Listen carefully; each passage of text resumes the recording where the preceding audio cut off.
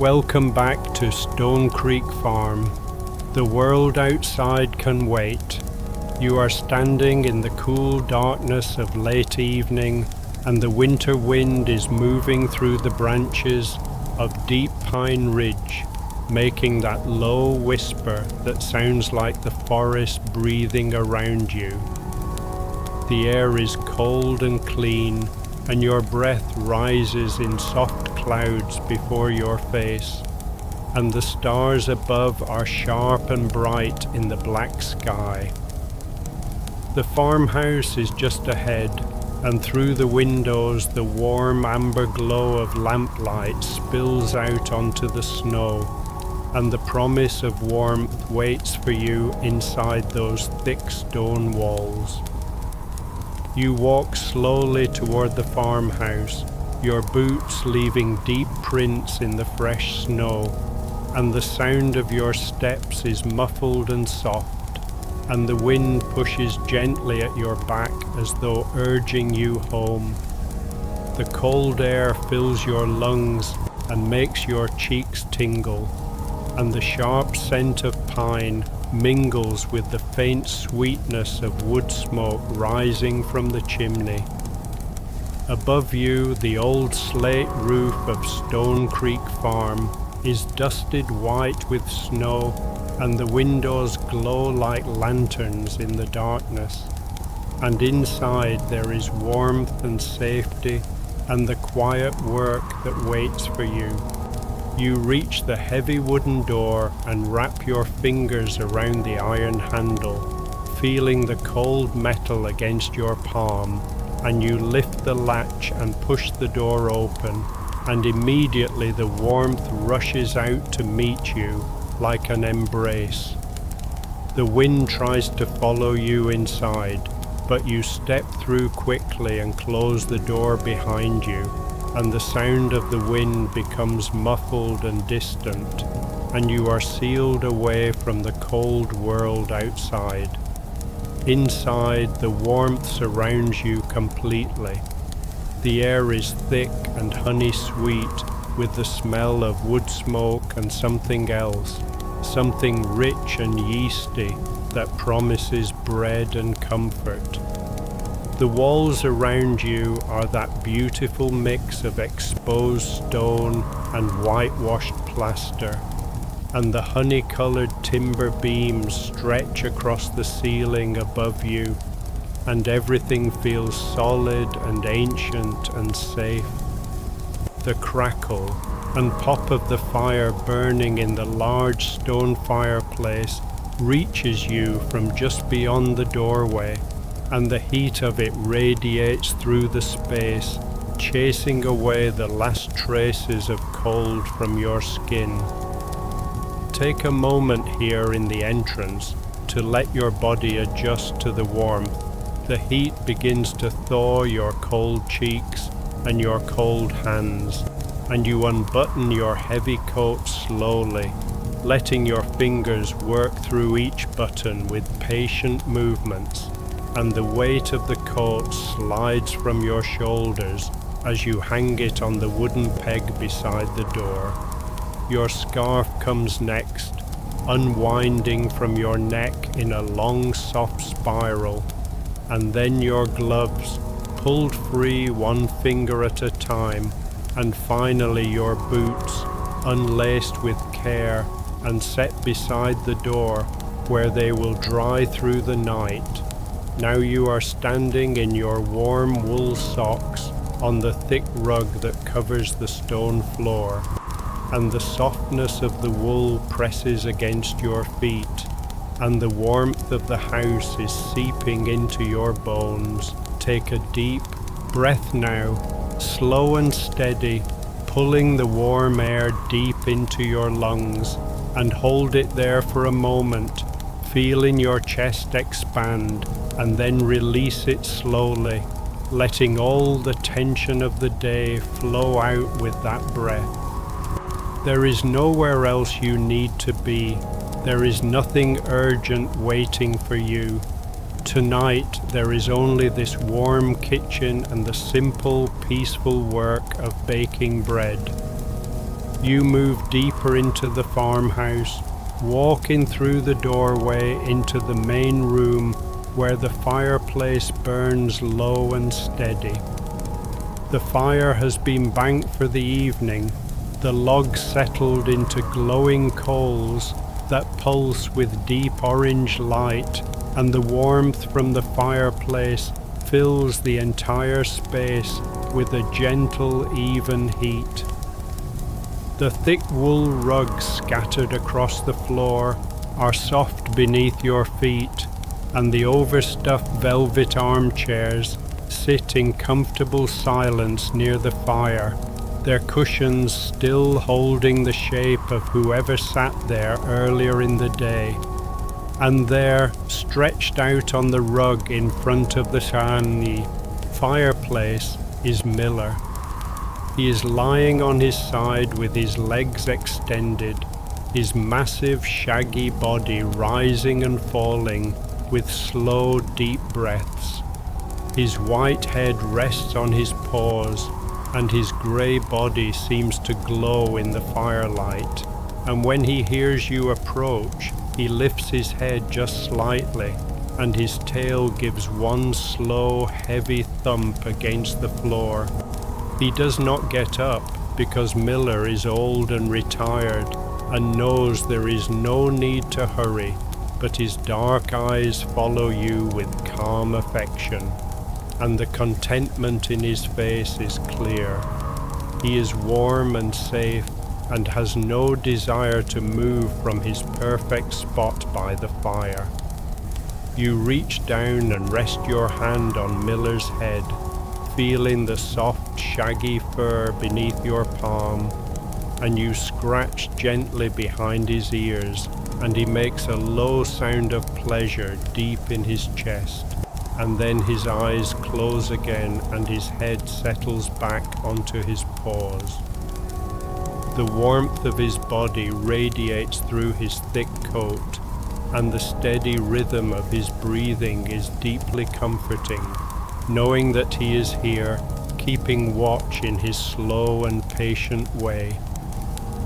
Beyond Miller, curled into a perfect circle on the seat of one of the velvet armchairs, is Fig.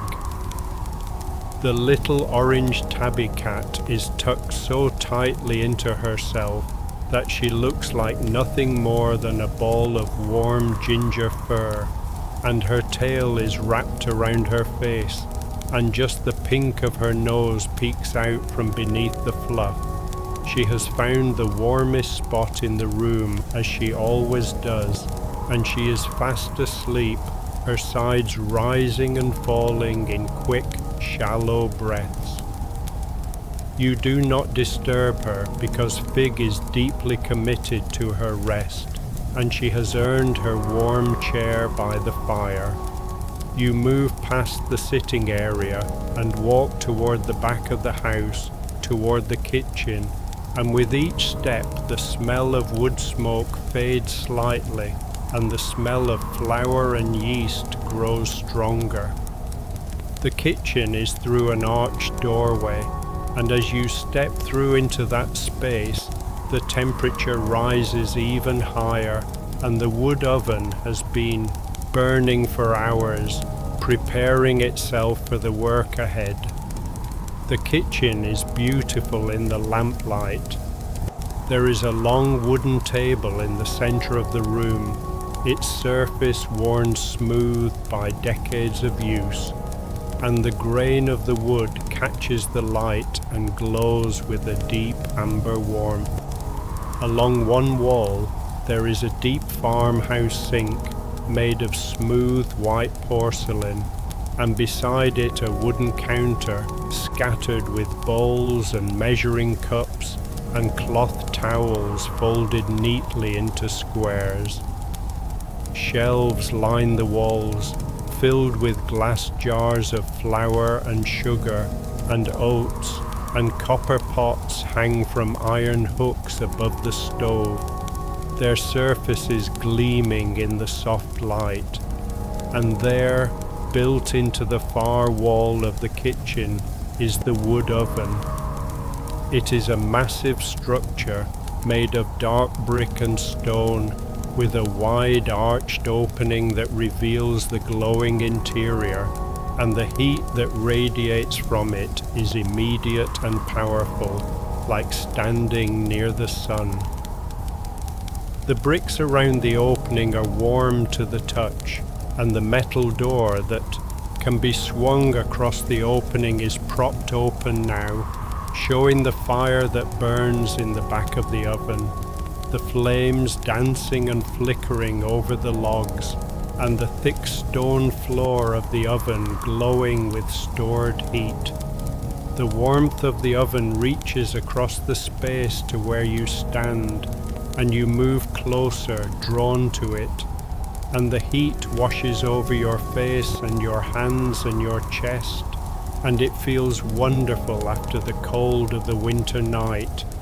The soft crackle of the fire inside the oven reaches your ears, and the clean scent of burning wood fills your nose, and beneath that the faint ghost of bread that has been baked in this oven over and over, season after season, year after year, until the smell has soaked into the very bricks themselves. You stand there for a long moment, letting the heat soak into your body, feeling your muscles relax and your mind begin to settle. Outside, the wind continues to move through the pines, and it presses against the windows, rattling the glass gently in the old wooden frames. But here inside the kitchen, you are warm and safe and ready to begin your work. There is nowhere else you need to be. The night is long and slow and yours. You move to the long wooden table and rest your hands on its surface, feeling the smooth, worn wood beneath your palms. The table is warm from the heat of the oven, and the wood has a silky quality to it, polished by generations of hands working dough and kneading bread and rolling out pastry. The grain of the wood runs in long rivers of gold and amber, and there are small marks and scars scattered across the surface, knife marks and water stains, and the round imprints of hot pots, each one a memory of meals prepared and shared. On the table in front of you, everything has been laid out in readiness. There is a large ceramic bowl, cream-colored and heavy, with a wide mouth and smooth sides. Beside it sits a smaller bowl, holding a thick mixture of starter, bubbly, and alive, smelling sharp and tangy with fermentation. There are cloth-covered crocks of flour, their lids removed to show the fine white powder inside, and a small jar of salt, and a pitcher of water, and a wooden spoon worn smooth with use.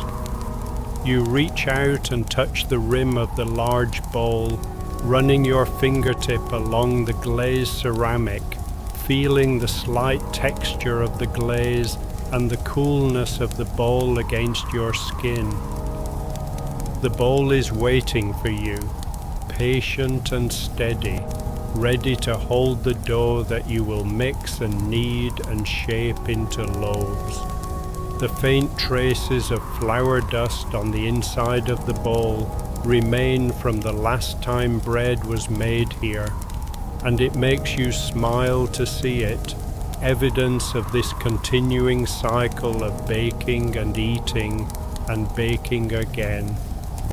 The light in the kitchen comes from two sources.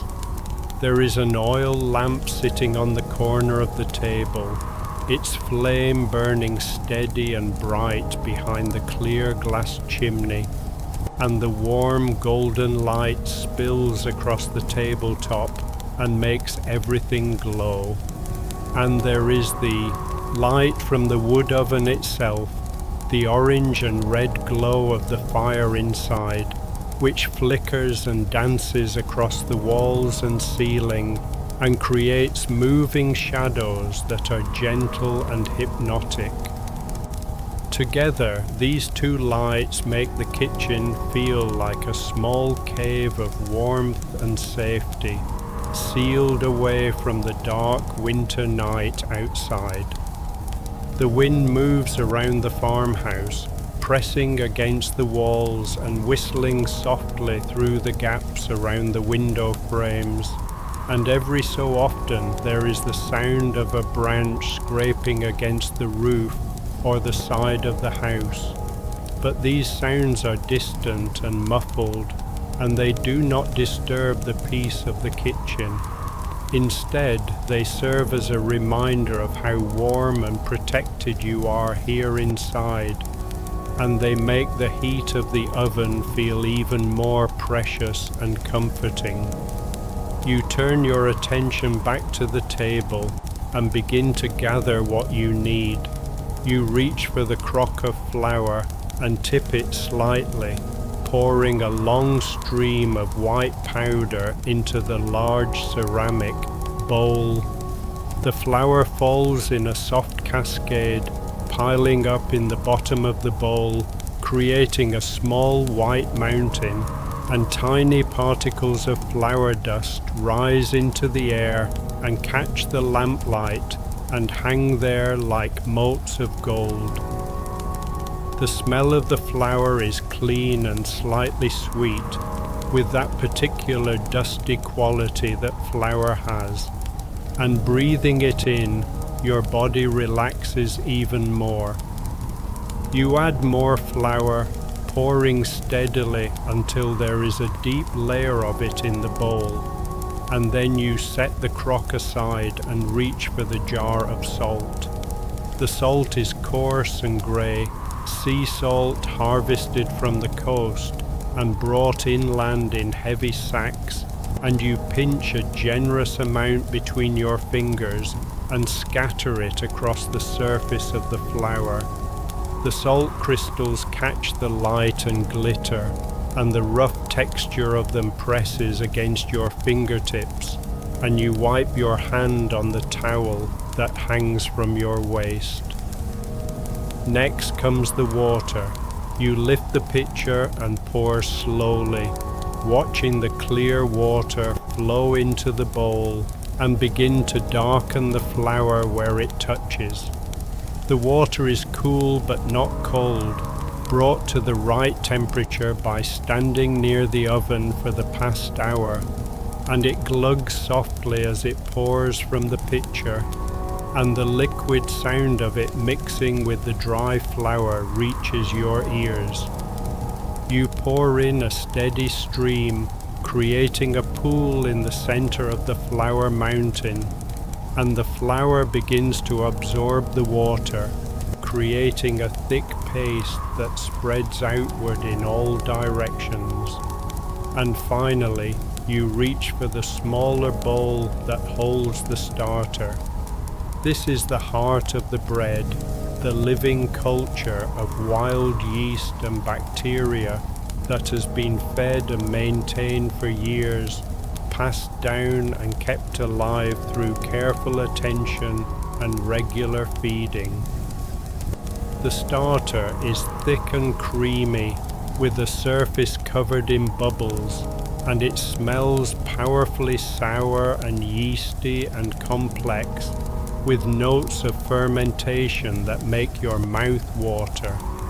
You scrape the starter out of the small bowl with a wooden spoon, getting every last bit of it, and you add it to the large bowl with the flour and water and salt. Now everything is together, waiting to be mixed. You pick up the wooden spoon and push it down into the ingredients, feeling the resistance of the flour and the softness of the wet starter and the cool water. You begin to stir, moving the spoon in slow circles, cutting through the flour and dragging it into the wet mixture, watching as the separate ingredients begin to come together into something unified.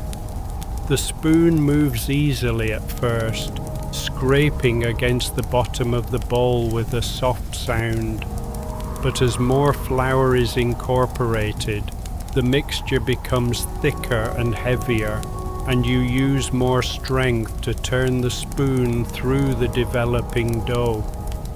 The dough begins to form, changing from separate ingredients into a shaggy mass that clings to the spoon and pulls away from the sides of the bowl in thick strands. The texture is rough and uneven, with dry patches of flour and wet clumps of starter, and it does not look like much yet, but with time and work and patience, it will transform into something smooth and elastic and alive. The heat from the wood oven continues to fill the kitchen, warming your back and your shoulders as you work at the table. The heat is steady and constant, never overwhelming, and it makes the air in the kitchen feel thick and soft, like a blanket wrapped around you. A light sheen of warmth begins to form on your forehead, and your cheeks are flushed and pink, and your hands are warm as they work the spoon through the dough. Outside, the wind picks up slightly, and it pushes harder against the windows, making the glass rattle more insistently, and somewhere in the distance the deep creaking of the old pines bending in the wind reaches you. But here inside the kitchen, these sounds are far away and muted, and they cannot reach you. You are safe and warm, and there is nowhere else you need to be, and the only thing that matters is the bowl of dough in front of you and the steady, peaceful work of your hands. You stir until the dough is too thick and heavy for the spoon to move through it anymore, and then you set the spoon aside and reach into the bowl with your hands. The dough is cool and slightly sticky against your skin, and the rough texture of the flour that has not yet been fully absorbed presses against your palms, and you press your fingers into the mass and begin to squeeze and fold, bringing all the separate parts together into one unified whole. The dough yields beneath your hands, soft and malleable, and it begins to hold together, forming connections between the flour and the water and the starter. You work like this for several minutes, squeezing and folding and pressing, and gradually the dough becomes less shaggy and more smooth, and the dry patches disappear as the flour absorbs the last of the water. Your hands are covered in a thin layer of dough, and it dries slightly on your skin, creating a papery coating, and you use one hand to scrape the dough from the other, adding it back to the bowl. The smell of the dough is strong now, yeasty and sour and alive, and it mingles with the smell of the wood smoke from the oven and the smell of the flour dust in the air, creating a scent that is deeply comforting and familiar. When the dough is fully mixed, you let it rest in the bowl for a moment while you prepare your workspace for kneading. You reach for the cloth-covered crock of flour and scoop out a handful, and you scatter it across the wooden table in a wide circle, creating a dusted surface that will keep the dough from sticking. The flour falls in a soft cloud, and you spread it evenly with your hand, feeling the fine powder against your palm and between your fingers. More flour dust rises into the air and hangs there, glowing in the lamplight, and you take a breath and let it settle before continuing. Now you are ready to knead. You reach into the bowl and lift the dough out, feeling its weight in your hands. It is heavy and dense, and it resists being lifted, and you use both hands to scoop beneath it and pull it free from the bowl. The dough comes out in one large mass, trailing strands of sticky dough behind it, and you set it down in the center of the floured surface on the table. It sits there like a living thing, slightly domed and soft, and bubbles form just beneath the surface where the yeast is already beginning its work. You stand at the table with your feet planted firmly on the thick rug beneath you, and you roll up your sleeves to keep them out of the way, and you position your hands on top of the dough, ready to begin the slow, rhythmic work of kneading.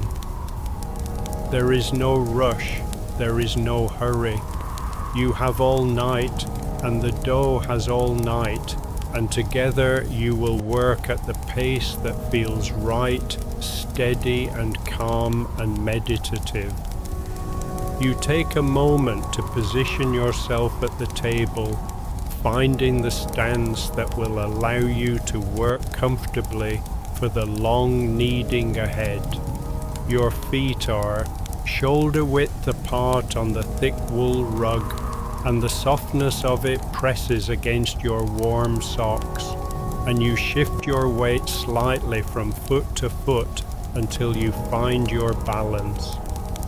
The table is at just the right height, and you place your hands flat on the surface on either side of the dough, feeling the smooth wood beneath your palms and the warmth that radiates up from the surface that has been heated by the nearby oven. You press your palms down into the dough, and it yields beneath your hands, flattening slightly under the pressure.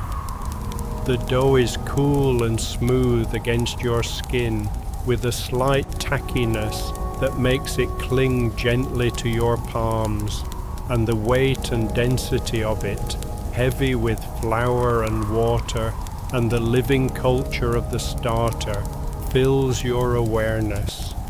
You push forward, using your body weight to press the dough away from you, and the dough stretches and extends, creating long strands of gluten that pull and resist, and then finally give way beneath your hands.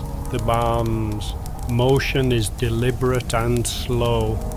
You lean your weight into your palms, and your shoulders engage and your arms straighten, and the dough flattens and spreads beneath your hands, becoming longer and thinner.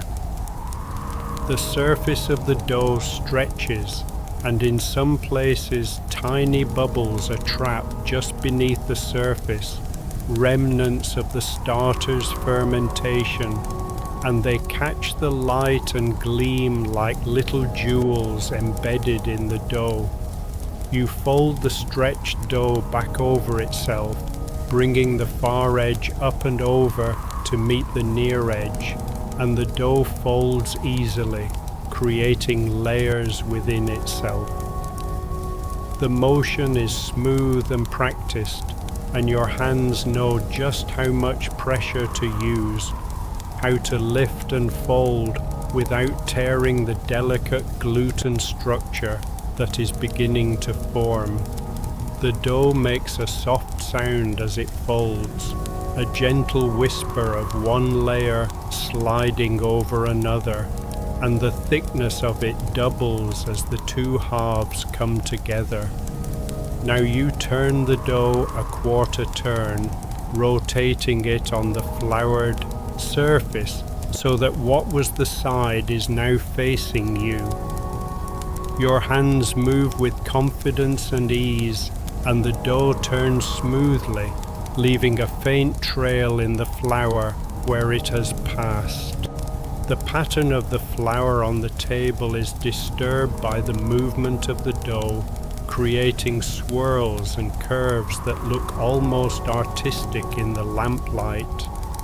You press down again, pushing forward with your palms, stretching the dough in this new direction. The resistance is the same, that firm but yielding quality that dough has when it is properly mixed, not too wet and not too dry, but perfectly balanced between the two. The dough pushes back against your hands, resisting the stretch, but also accepting it, lengthening and flattening beneath your steady pressure. Press, fold, turn, press, fold, turn. The rhythm establishes itself naturally, and you settle into it, letting your body move with the repetition. There is something deeply soothing about this pattern, the way your hands know what to do without being told, the way your body sways gently with each push and fold and turn. It is almost like dancing, but slower and more meditative. A dance performed alone in a warm kitchen, while the wind blows outside and the fire crackles in the oven. The heat from the wood oven washes over your back in steady waves, soaking through your shirt and into your muscles, loosening any tightness that might have been there, melting away any tension from the day. The fire in the oven crackles softly, and the gentle snap and pop of the wood as it burns reaches your ears, and the sound is peaceful and regular, like a heartbeat. Each crackle seems to match the rhythm of your kneading, as though the fire and your hands are working together in some ancient partnership. As you knead, the dough begins to change beneath your hands.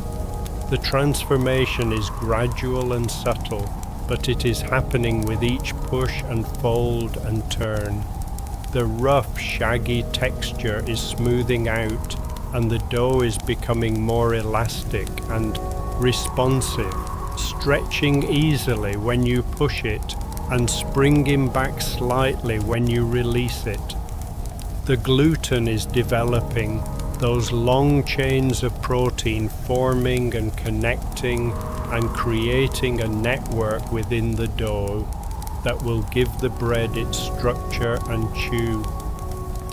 The surface of the dough is developing a slight sheen, no longer matte and dusty, but beginning to glow with a soft luster that catches the lamplight. This is a good sign. This means the gluten is forming properly, and the moisture is distributing evenly throughout the dough. The lamplight reflects off the surface, making it look almost like satin, smooth and lustrous and beautiful.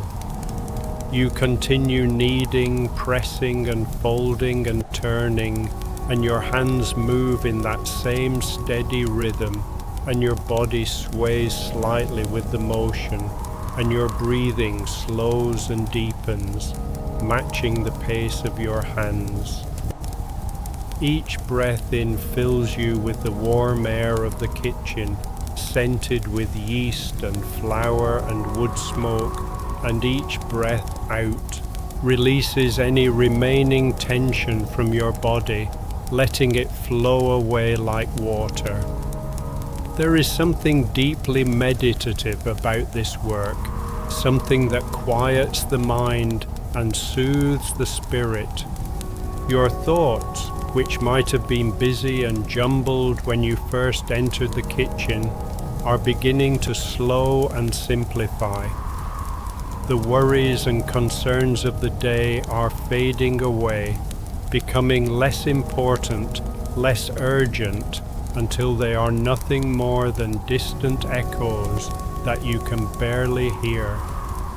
In their place is a simple awareness of the present moment, of your hands in the dough, of the warmth on your back, of the sound of the fire and the wind. The dough makes soft sounds as you work it, intimate little noises that fill the quiet spaces of the kitchen. There is the soft slap of your palms pressing down, a gentle percussive sound that is satisfying and rhythmic. There is the quiet sigh of air being pressed out of the dough as it flattens, a whisper of breath that reminds you that the dough is alive, filled with tiny pockets of gas created by the yeast. There is the gentle rustle of the dough turning on the floured surface, a dry whisper of movement that speaks of transformation happening slowly and steadily. These sounds are small and intimate, and they fill the kitchen in the spaces between the crackling of the fire and the whistle of the wind outside. Your own breathing is steady and calm, each inhale and exhale falling into the rhythm of your kneading. The faint rustle of your clothes as you move reaches you, the soft sound of fabric against fabric as your arms work and your body sways. And beneath it all there is the deep silence of the farmhouse at night, a vast quietness that surrounds and supports all these small sounds. Your hands are becoming coated with flour, and the powder sticks to the moisture on your palms, creating a thin layer that keeps the dough from clinging too much to your skin. The flour dust is soft and fine, almost like talcum powder, and it has that clean wheat smell that is so comforting. Every so often you reach to the side and scoop up a pinch more flour, dusting it over the dough or across the table, adding just enough to keep everything moving smoothly without making the dough dry. The flour dust rises and falls with each addition, creating small clouds that hang in the air for a moment before settling. The particles catch the lamplight as they float, glowing like tiny stars, and they drift down slowly, landing on the dough and the table and your hands and your clothes. By the time the bread is done, you will be dusted with flour from head to toe, but you do not mind. It is the mark of honest work, and it will wash away easily enough. The muscles in your arms and shoulders work as you knead, pressing and folding and turning, engaging and releasing with each repetition of the pattern. The work is physical but not strenuous, requiring steady pressure but not force, and your body knows how to do this work without straining. There is a pleasant warmth growing in your muscles, the heat of movement and effort, but it is comfortable and satisfying, not tiring or painful. Your body remembers this work. Perhaps you have stood in this kitchen on countless winter nights, kneading dough while the wind howled outside and the wood oven glowed with heat. Perhaps your hands have performed this same motion hundreds or thousands of times, pressing and folding and turning, creating bread to feed yourself and your household. Perhaps this rhythm is coded into your very bones, a memory that goes back through generations of bakers who stood at their tables and kneaded dough by lamplight while the world slept around them. The dough is becoming smoother now, and the transformation is becoming more visible with each passing minute.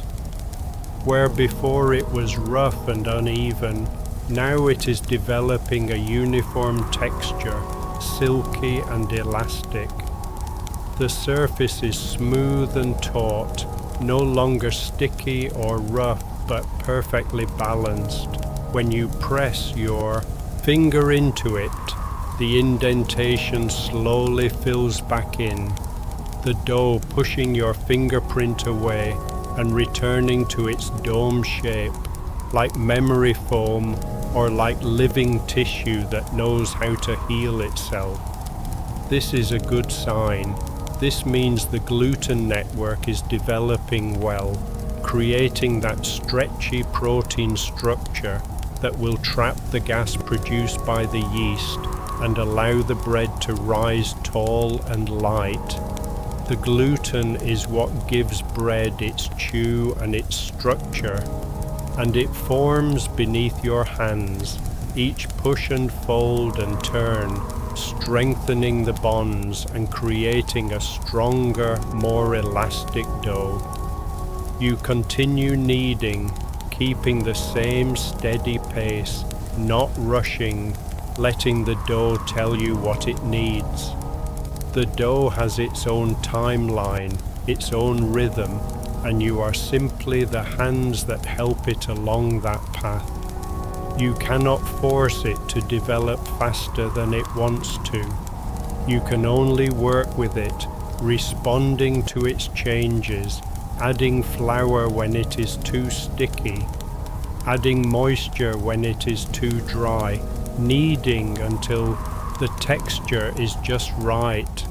Time passes in a slow, dreamy way, marked only by the rhythm of your hands and the crackling of the fire. The clock on the wall ticks softly, each tick a small sound in the quiet kitchen, but you do not look at it.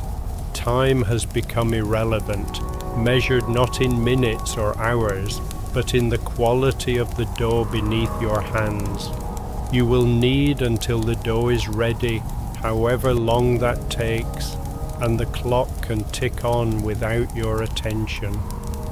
The lamplight flickers occasionally when a draft moves through the room and the shadows on the walls shift and dance, but you do not notice.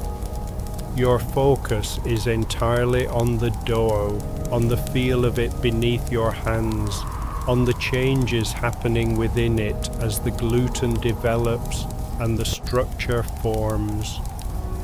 Outside, the wind continues its endless movement through the pines, but you are sealed away from it, warm and safe in your kitchen, focused entirely on the work of your hands. Press, fold, turn, press, fold, turn. The rhythm continues steady and unchanging, and you lose yourself in it. Your mind becomes quiet and empty, all thoughts falling away until there is only the sensation of dough beneath your hands and warmth at your back, and the soft sounds of the kitchen around you. This is a kind of meditation, this kneading, this repetitive work that requires presence but not thought, that engages the body but quiets the mind. Your breathing has synchronized with your kneading, each push matched with an exhale, each fold matched with an inhale. You are not doing this consciously, but your body has found this rhythm on its own, matching breath to movement in a pattern that feels natural and right. The synchronization deepens the meditative quality of the work, making you feel even more present and centered and calm. The dough is nearly ready now. It responds to your touch perfectly now, no longer resisting but flowing with your movements, smooth and elastic and cooperative. The surface has a beautiful sheen to it, glowing in the lamplight like polished wood or like silk.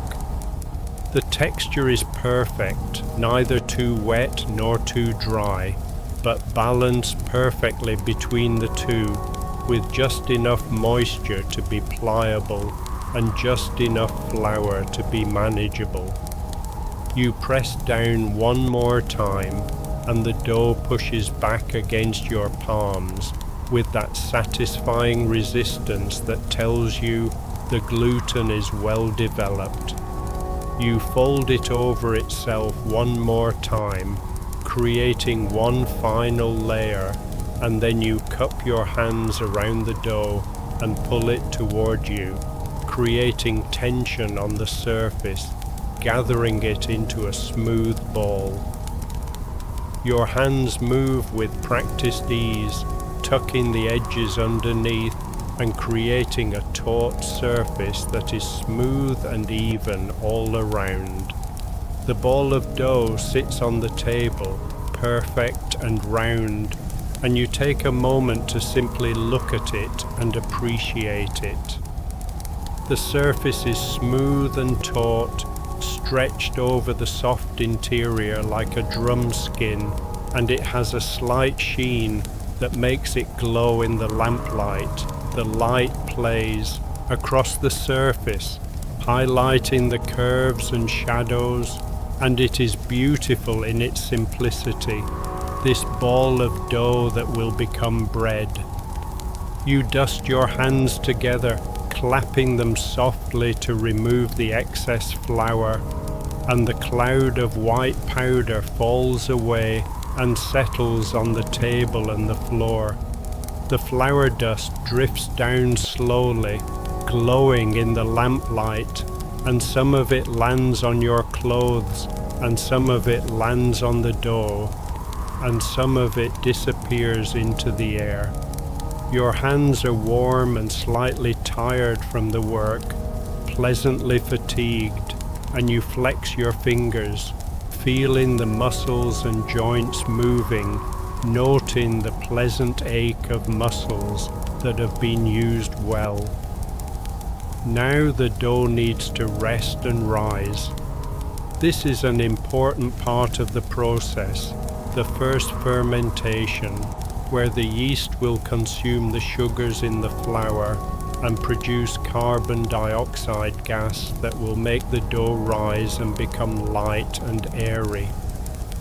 You reach for a large ceramic bowl, one that sits on the shelf beside the table. The bowl is cream-colored and smooth, with a wide mouth and high sides that will give the dough plenty of room to expand.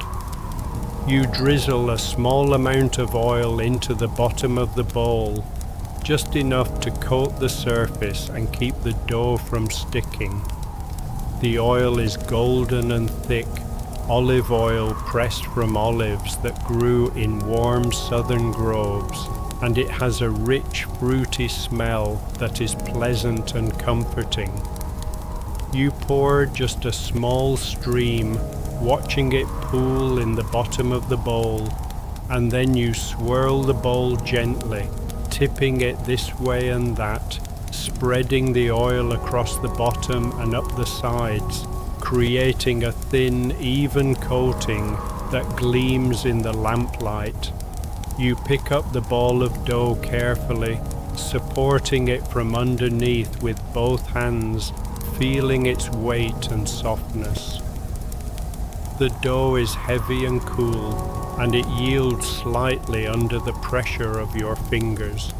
You place it gently in the oiled bowl, settling it down carefully so as not to deflate any of the air bubbles that have already formed.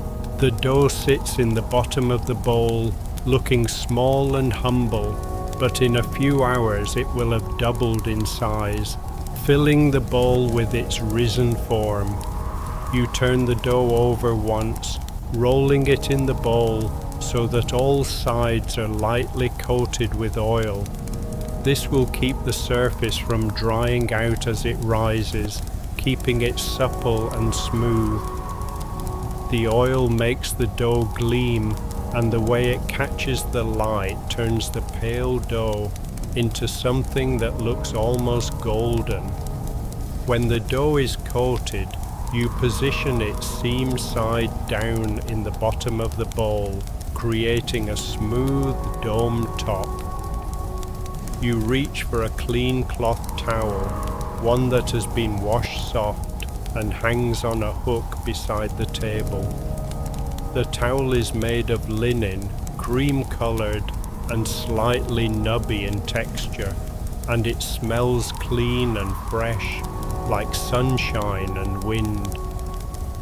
You drape it loosely over the top of the bowl, covering the dough completely, but not pressing down on it, allowing air to circulate while protecting the dough from drafts. The towel settles over the bowl like a soft blanket, and you smooth it gently with your hand, making sure all the edges are covered.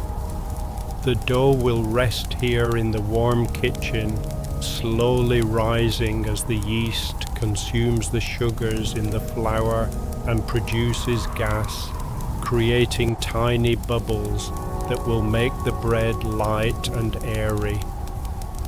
The process is slow and patient, requiring nothing but time and warmth, and already the dough inside the bowl is quietly working, slowly expanding, doubling in size over the next few hours while you attend to other tasks.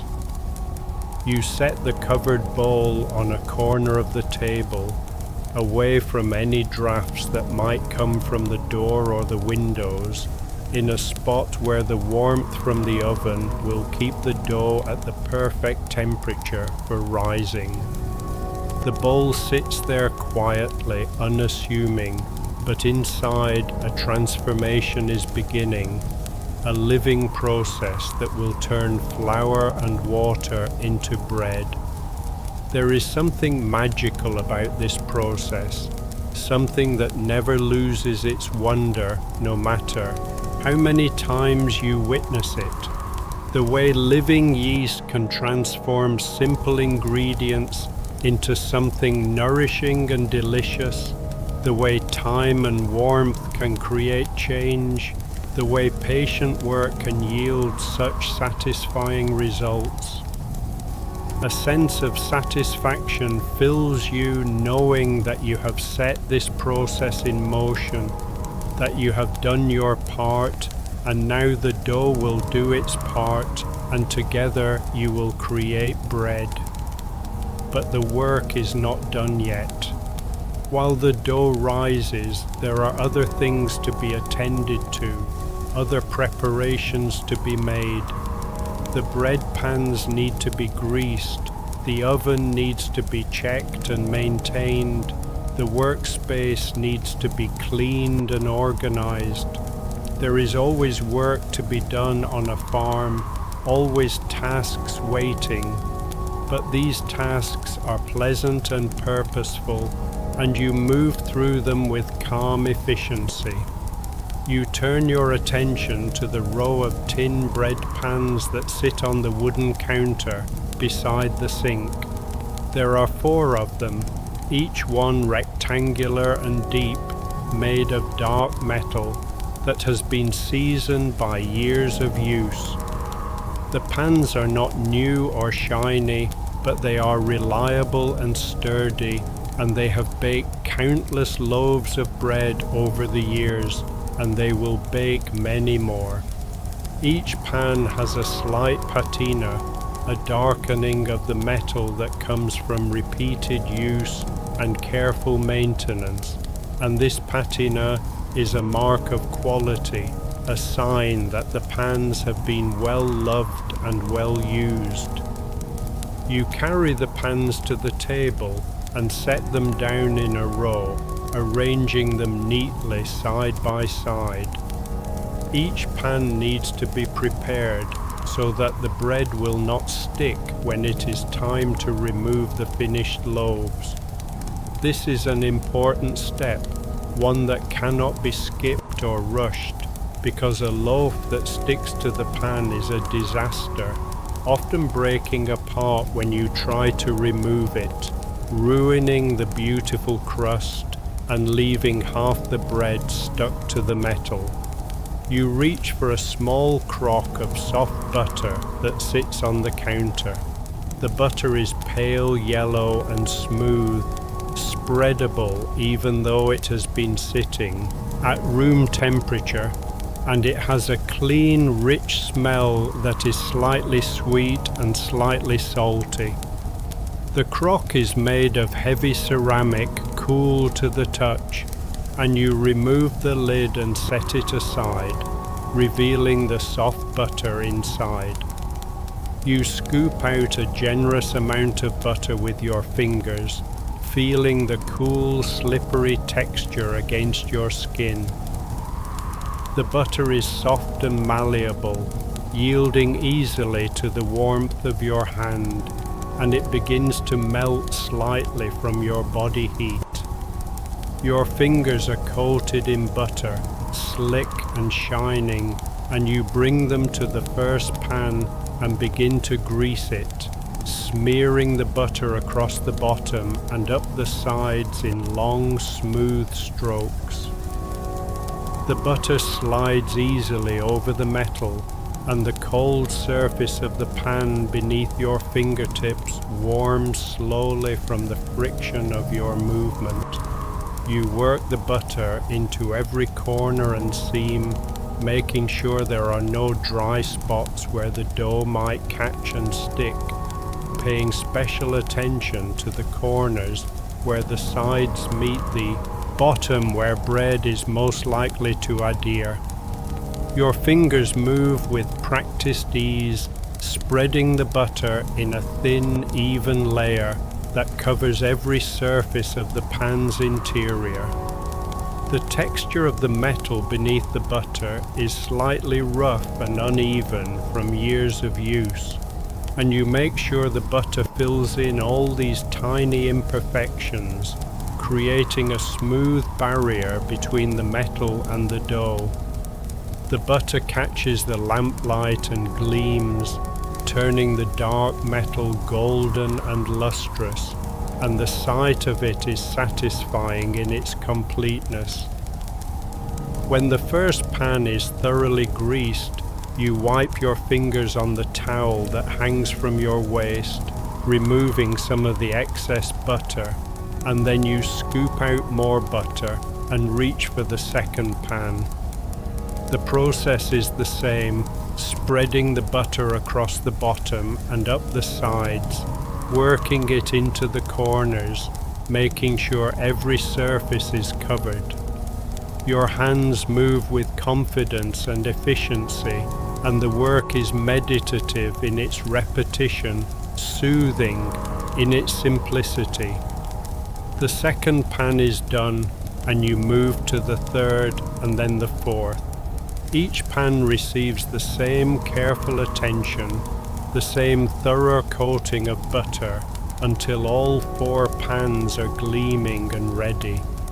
The butter has melted slightly from the warmth of your hands and the ambient heat of the kitchen, creating a glossy coating that looks almost liquid in the lamplight. The pans look perfect, prepared and waiting, ready to receive the shaped loaves when the time comes. You set the greased pans aside, arranging them in a neat row on the counter, and you wipe your hands clean on the towel, removing the last traces of butter from your fingers and palms.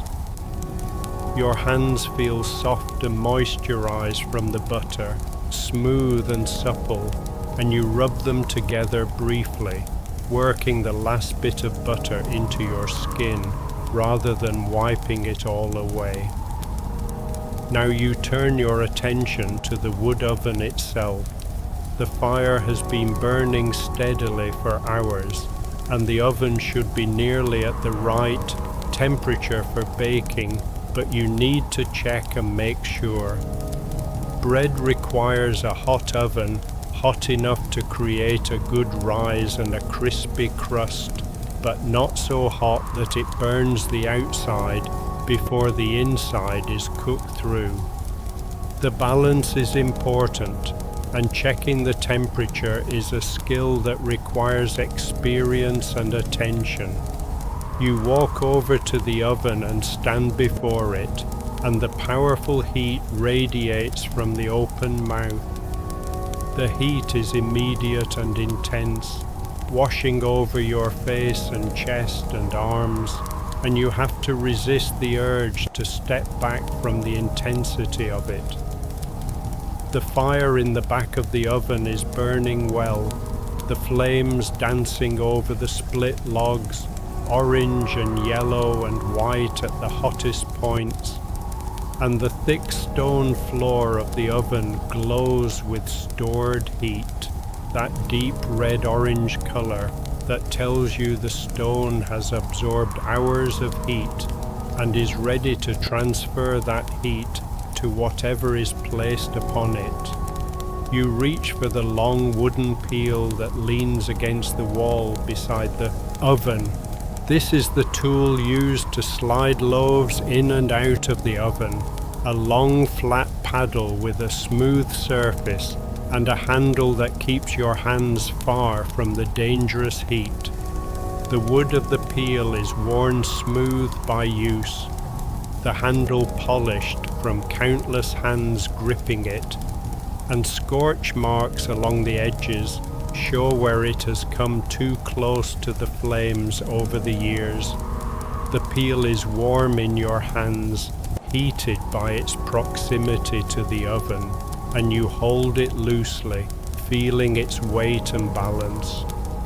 The wood is solid and reliable, and you trust it completely to do its job.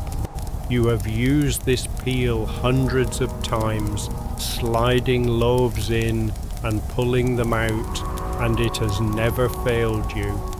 You need to gauge the temperature of the oven, and the old way of doing this is simple, reliable, and has been used by bakers for centuries.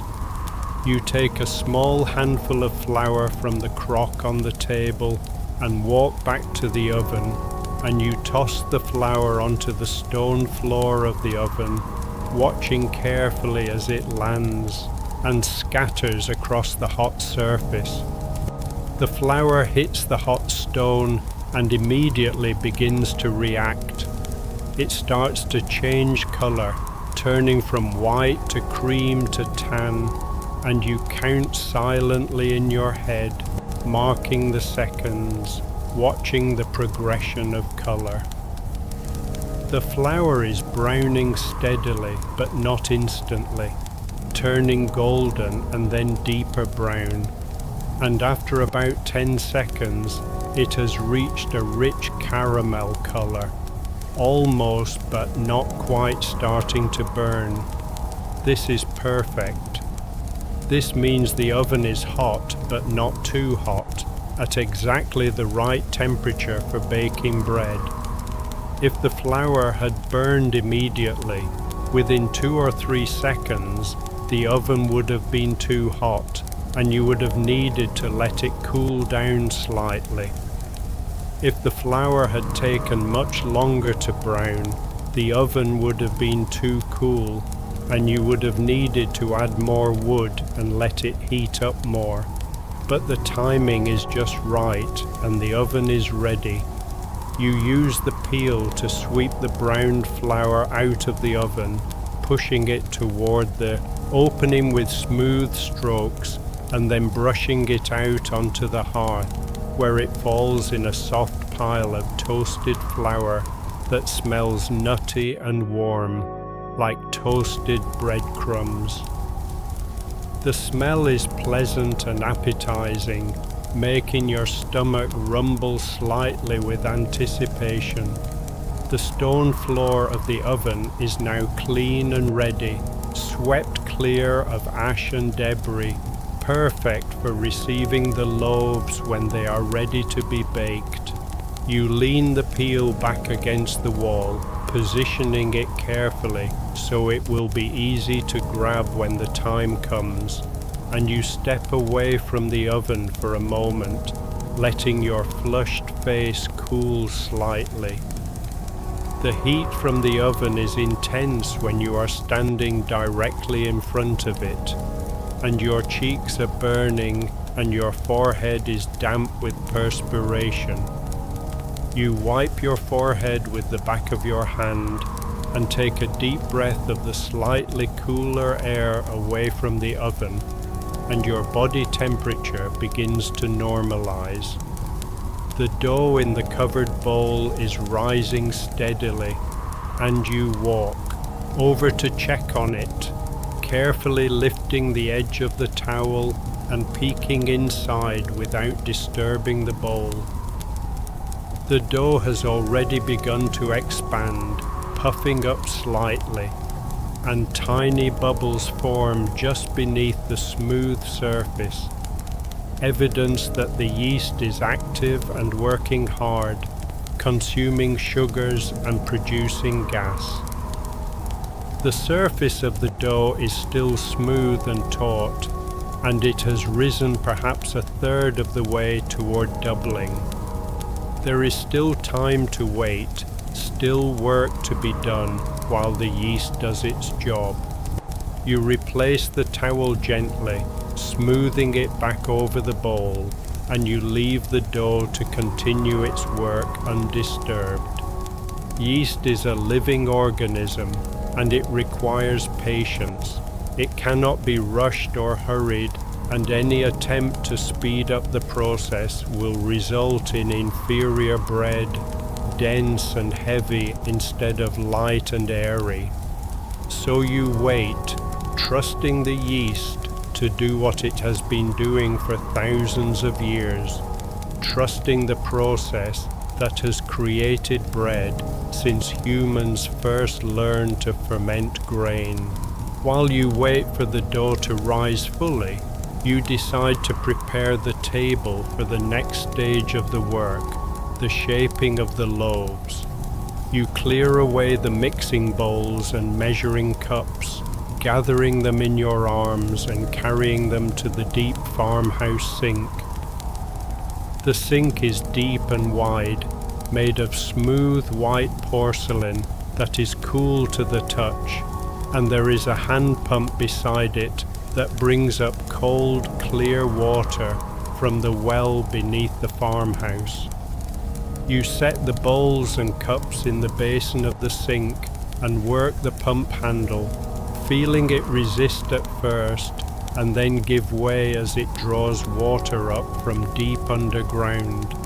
The water comes out in a rush, cold and clear, splashing into the sink and over the dishes, and the cold spray touches your hands and wrists, a shocking contrast to the warmth of the kitchen.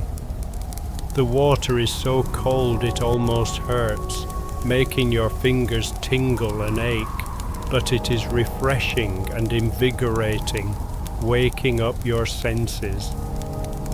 You reach for a kettle that sits on the stove, one that has been heating slowly from the warmth of the oven, and you pour hot water over the cold, tempering it to a comfortable temperature for washing. The steam rises from the sink in soft clouds, smelling clean and pure, and you pick up a rough cloth and begin to scrub the mixing bowls, using the hot water and the texture of the cloth to remove any stuck-on bits of dough or flour. The work is simple and soothing, washing and rinsing and setting the clean dishes in the wooden drying rack beside the sink. The hot water is pleasant on your hands, warming them after the shock of the cold pump water, and the rough cloth scrubs away the residue easily. Each bowl and cup is cleaned thoroughly and then rinsed under fresh pump water, the cold water removing any trace of soap or residue, and then placed carefully in the rack to dry. When the washing is done, you dry your hands on a clean towel, rubbing them vigorously to warm them and remove all the moisture. Your hands are clean and soft, the skin slightly pruned from the water, but warm and comfortable. The lingering warmth from the hot water remains, and it is pleasant and comforting. You return to the main workspace and scatter another layer of flour across the wooden table, creating a fresh surface for shaping the loaves. The flour falls in a soft cloud, just as it did before, and you spread it evenly with your hand, making sure there are no bare spots where dough might stick. The table is ready, the pans are ready, the oven is ready. Everything is prepared, and now there is only the waiting for the dough to finish its first rise. You pull out one of the simple wooden chairs that stands beside the table and sit down, letting your body rest for a moment. The chair is solid and sturdy beneath you, made of thick wood that has been worn smooth by years of use, and it supports your weight comfortably. The warmth of the oven reaches your back, not too hot now that you are sitting at a distance, but pleasant and comforting, like sitting near a fireplace on a cold night. You fold your hands in your lap and let yourself simply sit and be present in the warm kitchen. This is a peaceful moment, a small pause in the work, a chance to rest and breathe and appreciate the quiet beauty of the farmhouse at night. The lamplight flickers gently on the table before you, casting warm shadows that dance and shift. The fire in the oven crackles softly, a peaceful sound that speaks of warmth and safety. Outside, the wind continues its steady movement around the farmhouse, but here inside you are protected and comfortable. The wind outside has settled into a steady rhythm now, no longer gusting and rattling, but blowing in a long continuous stream that moves around the farmhouse like a river of air. It sings in the eaves, whistling through the gaps in the old windows, and somewhere far away the creak and groan of tree branches bending in the wind reaches you. But these sounds are distant and muted, and they do not disturb the deep peace of the kitchen. Instead, they serve as a reminder of how fortunate you are to be inside, warm and safe, while the winter wind blows itself out in the cold darkness. Miller shifts his position in the other room by the fire. There is the soft thump of his tail against the rug as he wakes briefly from his dreams, and the sound of his paws scraping against the floor as he stretches out into a new position, seeking a slightly cooler spot or a slightly warmer one. And then there is the heavy sigh of contentment as he settles back into sleep, that deep, satisfied sound that old dogs make when they are utterly comfortable and have no cares in the world. You smile, thinking of the old sheepdog lying warm and comfortable by the fire, keeping his patient watch over the farmhouse. He is a good companion, steady and reliable, and always there, a silent presence that makes the house feel more like a home. The minutes pass slowly, marked by the ticking of the clock on the wall and the crackling of the fire in the oven. The clock ticks steadily, each second marked with a small mechanical sound, and the rhythm of it is hypnotic and soothing. Tick, tick, tick, tick, an endless progression of moments that add up to minutes and hours, and eventually to a whole night. But you are not watching the clock or counting the minutes. You are simply sitting quietly, watching the lamplight flicker on the table and listening to the sounds of the house settling around you. There is no rush, there is no hurry. The dough will rise at its own pace in its own time, and you will be here waiting when it is ready. This is the rhythm of life at Stone Creek Farm, slow and patient and attuned to natural processes. You cannot rush the yeast or hurry the fermentation.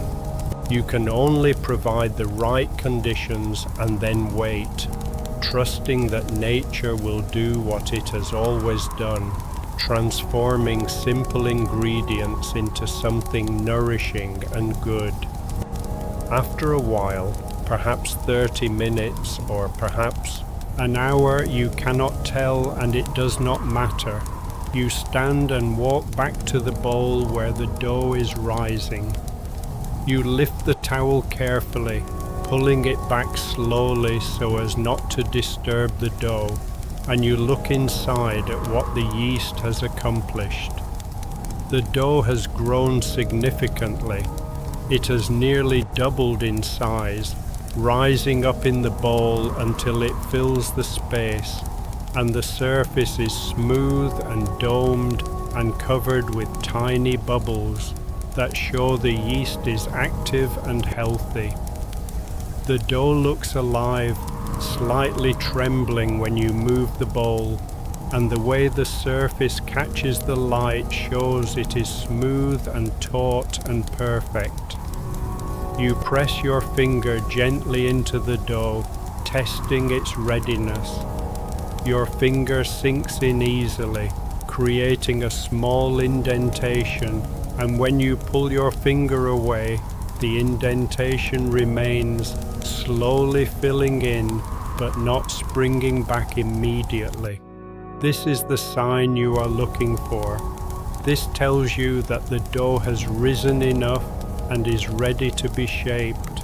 If the indentation had filled in immediately, springing back and disappearing, the dough would have needed more time. If the indentation had not filled in at all, staying collapsed and deflated, the dough would have risen too much and would be overproofed. But the slow, gradual filling tells you the timing is perfect. You carry the bowl to the table and set it down on the floured surface. You reach in with both hands and lift the dough out, feeling its weight and softness. The dough is much lighter than it was before, filled with air and gas from the fermentation, and how much puffier and softer it has become fills your awareness. It feels alive in your hands, warm and yielding and full of potential. You set the dough down on the table and use a sharp knife to divide it into 4 equal portions. The knife is long and thin, with a well-honed blade that cuts through the dough cleanly and easily, and you make 4 quick cuts, dividing the mass into 4 smaller pieces of roughly equal size. The dough stretches slightly as you cut, and the interior structure is visible, full of tiny bubbles and pockets of air, evidence of the yeast's hard work.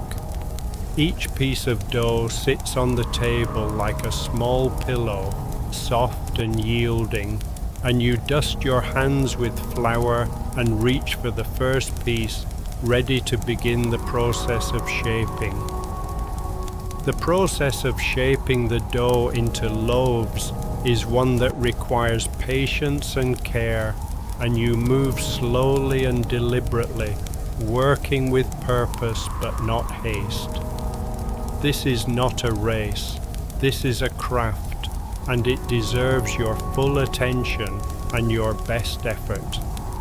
You pick up the first piece of dough, and flatten it gently with your palms, pressing it out into a rough rectangle.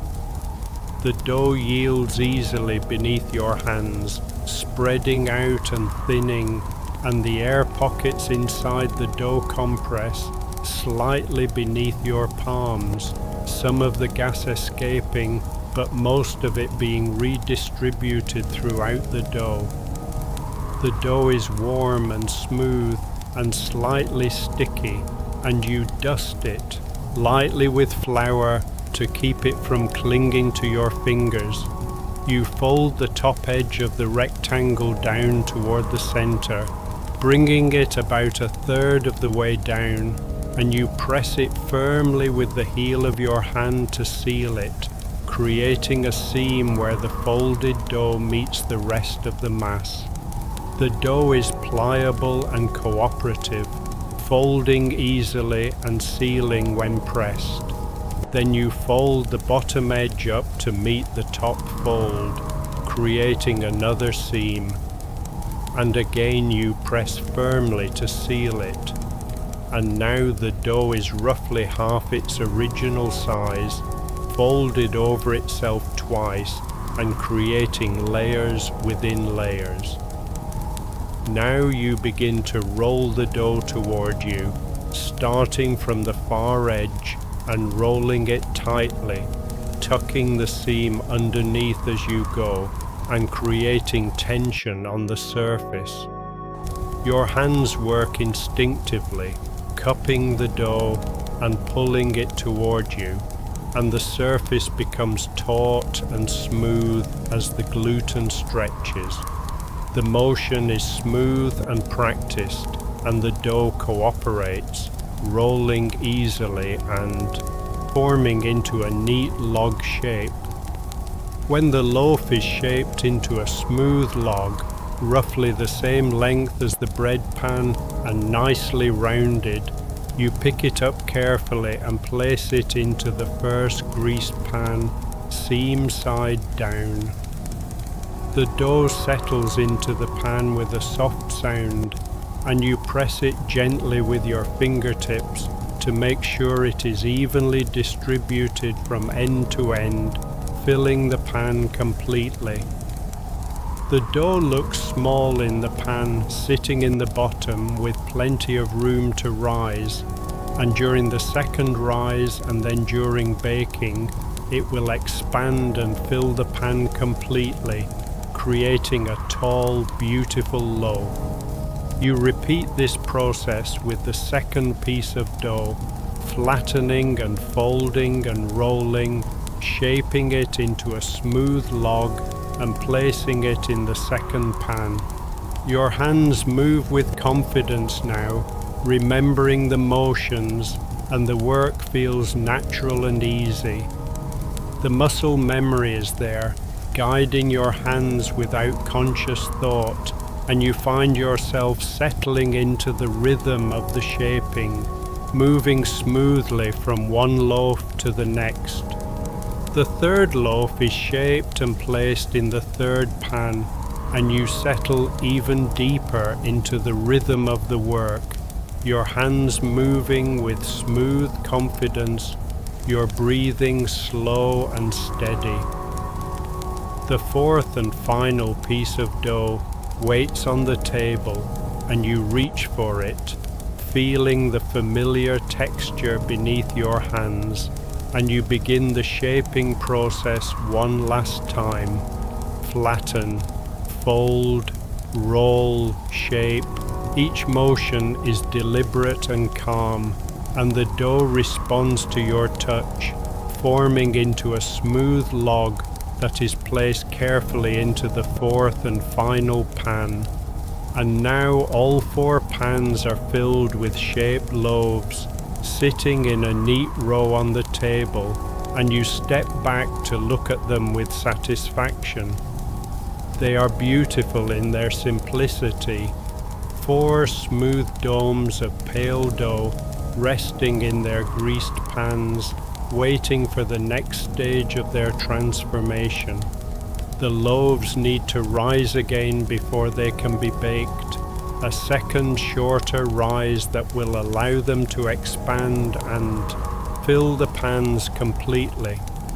This second rise is called proofing, and it is just as important as the first rise, giving the yeast one more chance to create gas and create lift before the heat of the oven kills it and sets the structure of the bread permanently. You cover each pan with a clean cloth towel, draping the fabric loosely over the top to keep the dough from drying out while still allowing air to circulate. The towels are soft and worn, washed so many times they have become incredibly gentle, and they settle over the pans like clouds, protecting the dough from drafts and from the direct heat of the oven. You arrange the covered pans in a warm spot near the oven, not too close that the heat will be overwhelming, but close enough that the gentle warmth will encourage the yeast to work efficiently. The loaves will rest here for another hour or so, slowly puffing up and becoming light and airy, filling the pans and rising above the rims, ready to be transformed by the heat of the oven into golden brown bread with crispy crusts and soft, tender interiors. Already you can imagine how they will look when they come out of the oven, tall and proud and beautiful, and the anticipation is sweet and pleasant. While you wait for the second rise, you take the time to clean up the workspace more thoroughly. The table is covered with flour and small bits of dough, remnants of the shaping process, and you use a bench scraper to gather these scraps, pushing them into a small pile. The bench scraper is a simple tool, just a flat piece of metal with a handle, but it is incredibly useful for cleaning the table and for cutting dough, and you use it now to scrape up the dried bits of dough and the excess flour. You gather the scraps into a small bowl, a wooden bowl that is kept specifically for collecting food scraps for the animals. The chickens will appreciate this treat tomorrow morning, these bits of dough and flour, and nothing goes to waste here at Stone Creek Farm. Everything has a purpose, everything has a place in the cycle of the farm, and even the scraps from bread making become food for the hens who lay the eggs that will go into tomorrow's breakfast. You wipe down the table with a damp cloth, removing the last traces of flour and leaving the wood clean and gleaming. The cloth is warm and wet, wrung out from hot water, and it picks up the flour easily, and you make long smooth strokes across the table, working from one end to the other until the surface is clean and beautiful, the grain of the wood visible once more in all its golden glory. The clean table reflects the lamplight, and your own shadow moves across the surface as you work. You rinse the cloth in the sink and wring it out thoroughly, and then you hang it on a hook to dry, and you look around the kitchen with satisfaction. Everything is clean and organized. The bowls are washed and drying in the rack. The table is clean, the pans are ready, and the loaves are rising peacefully under their cloth covers. There is a deep satisfaction that comes from having a clean and orderly workspace, from knowing that everything is in its place and ready for the next task. The fire in the wood oven needs to be tended again. You walk over to the oven and look inside, assessing the state of the fire. The logs you added earlier have burned down considerably, and the flames are lower now, though the coals are still glowing brightly, and the stone floor of the oven is still radiating intense heat. You need to maintain this heat, keeping the oven at the perfect temperature for when the loaves are ready to bake. You pick up another thick log from the basket beside the oven and add it carefully to the fire, placing it on top of the glowing coals. The log is heavy and solid, split from a tree that grew in deep pine ridge, and it still carries the clean scent of pine resin. You position it carefully, making sure it is stable and will not roll, and immediately the flames begin to lick up the sides of the new wood, finding the dry surface and catching hold. The fire crackles and pops, sending up a small shower of sparks that glow bright orange against the darkness of the chimney. The sparks are brief and beautiful, tiny points of light that rise and fade, and you watch them for a moment before turning away. The fire responds to the new fuel, the flames growing taller and brighter, and the wave of heat that rolls out of the oven washes over you.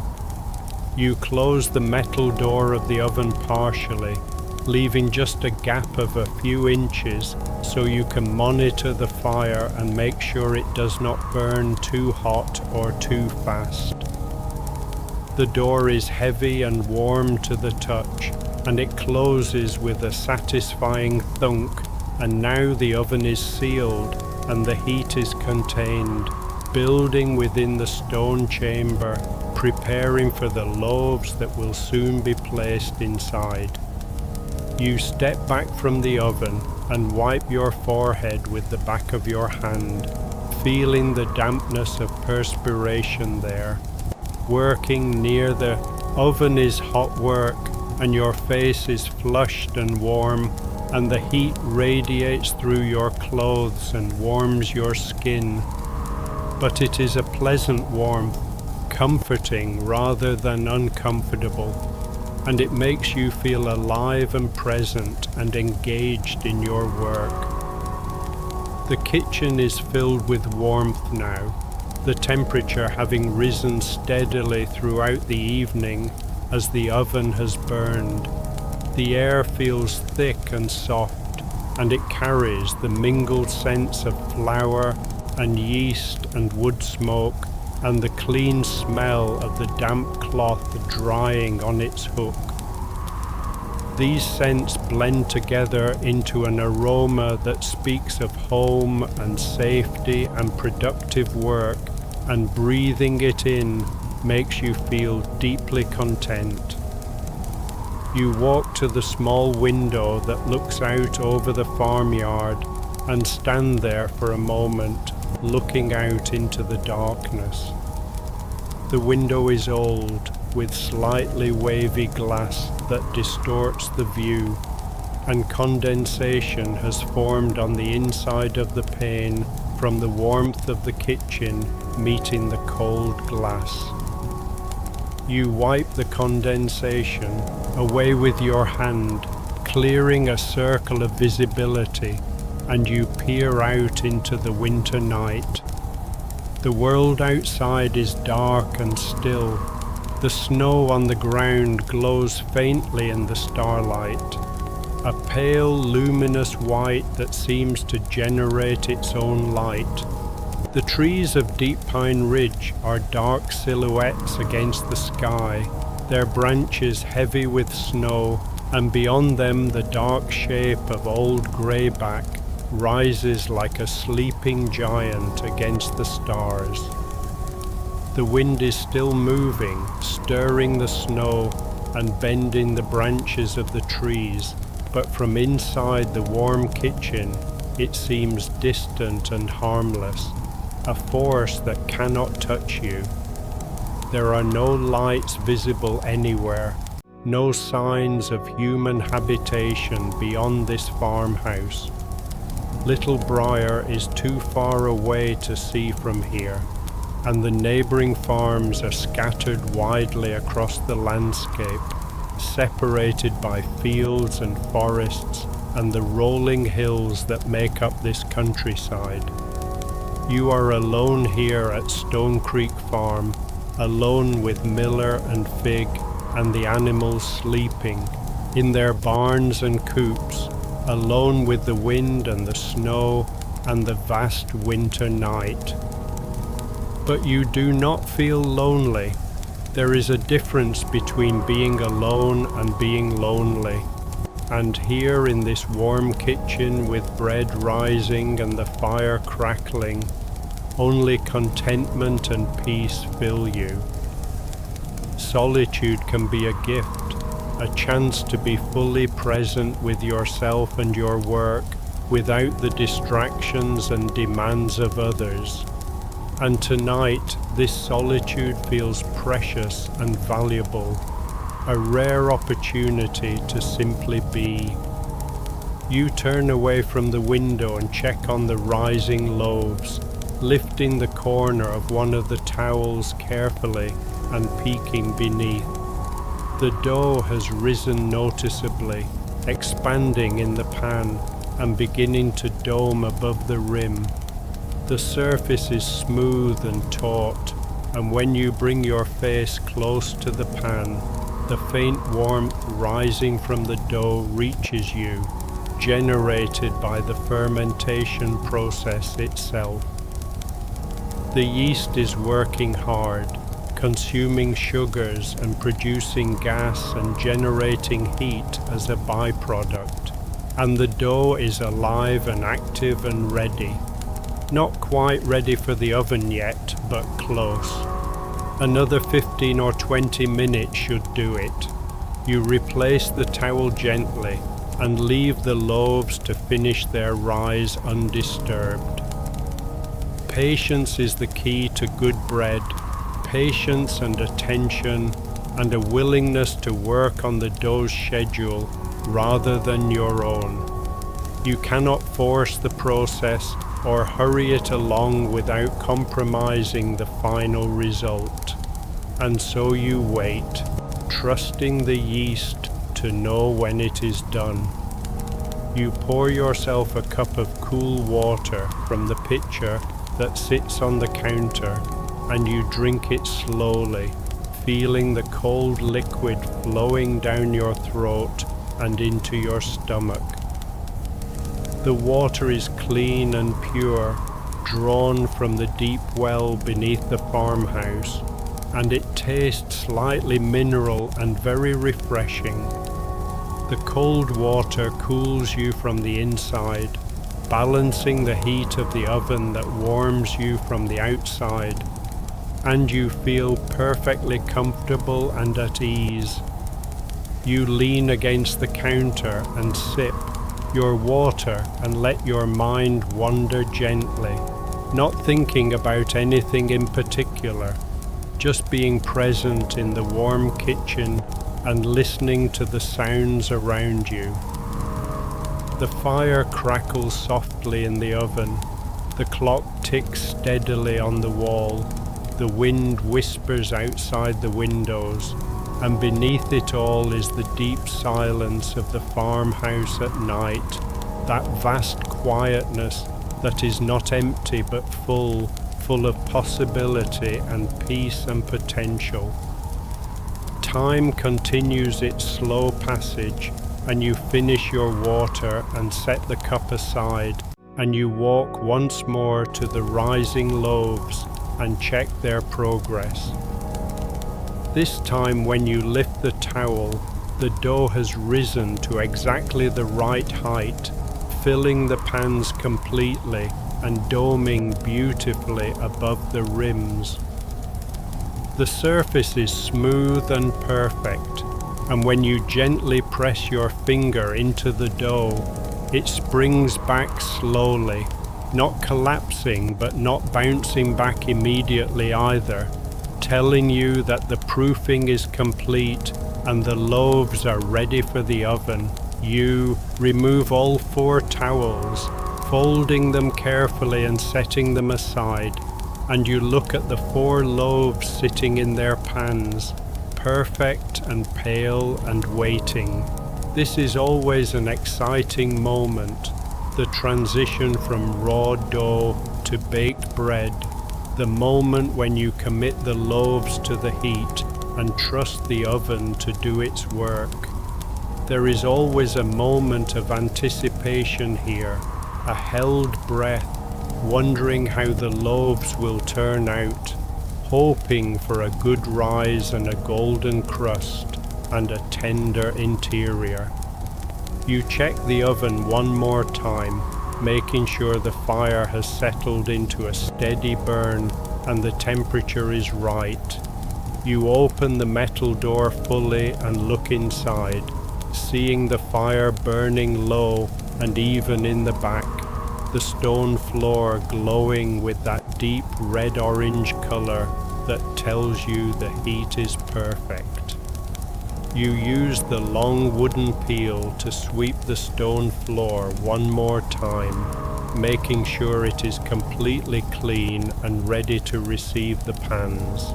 Everything is ready, the loaves are proofed, the oven is hot, the time has come to bake the bread.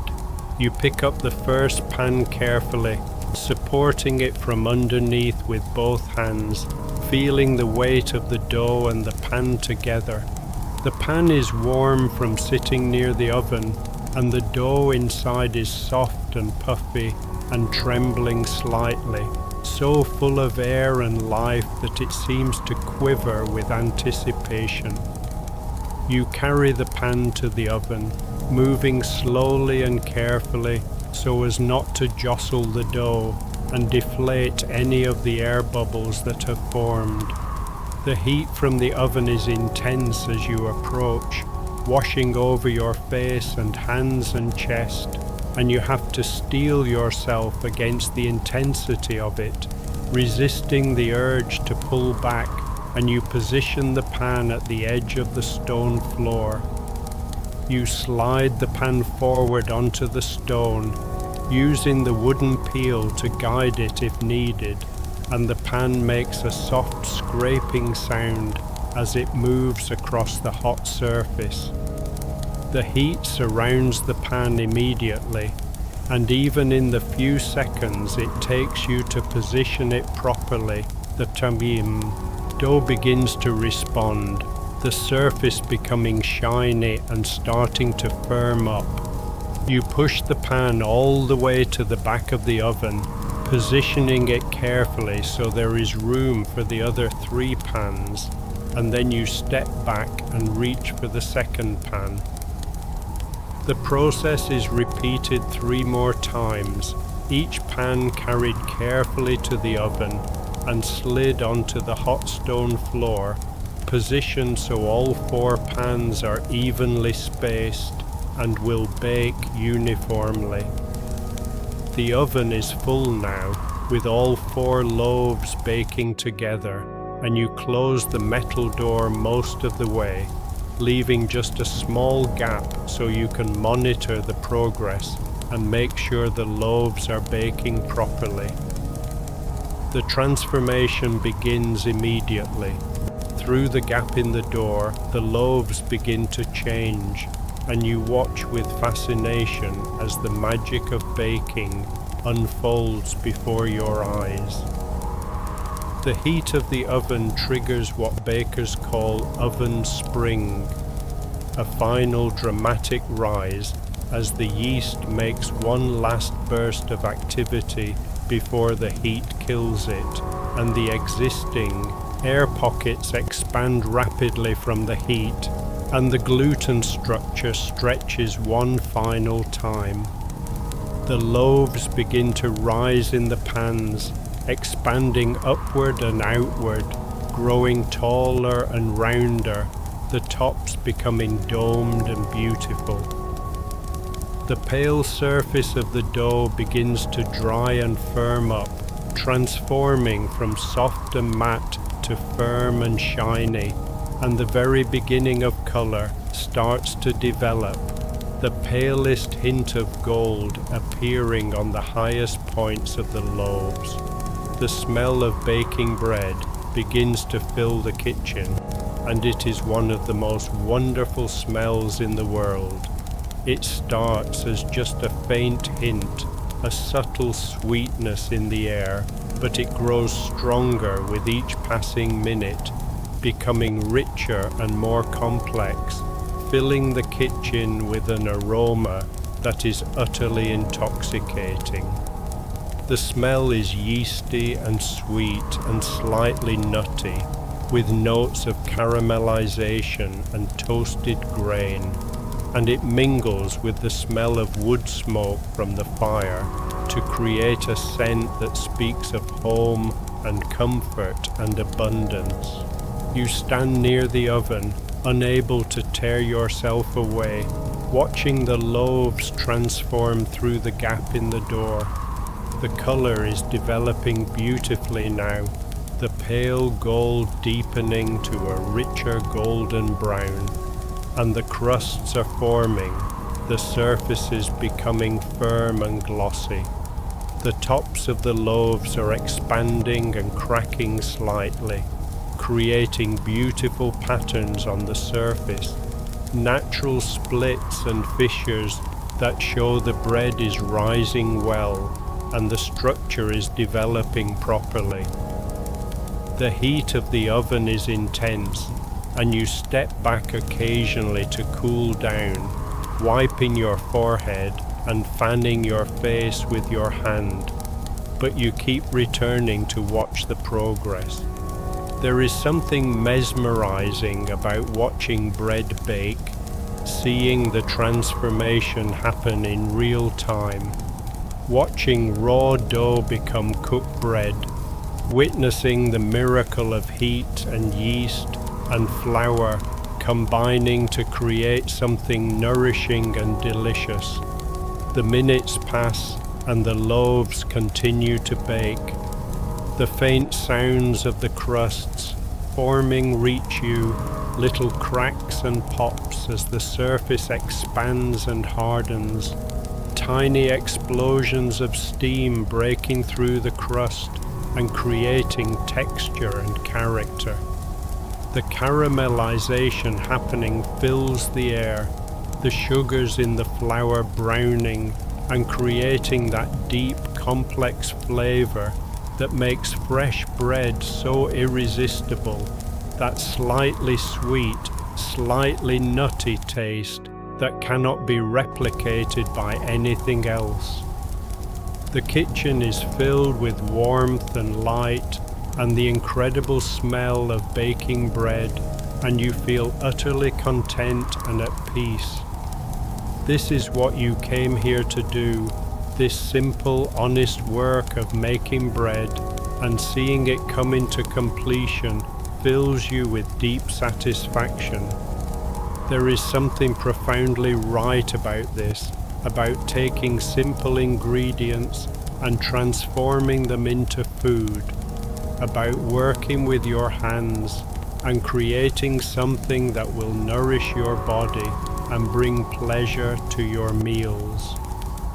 You use the long wooden peel to rotate the pans occasionally, carefully opening the door wider and reaching in with the peel to turn each pan slightly, making sure each loaf is exposed evenly to the heat and will bake uniformly on all sides.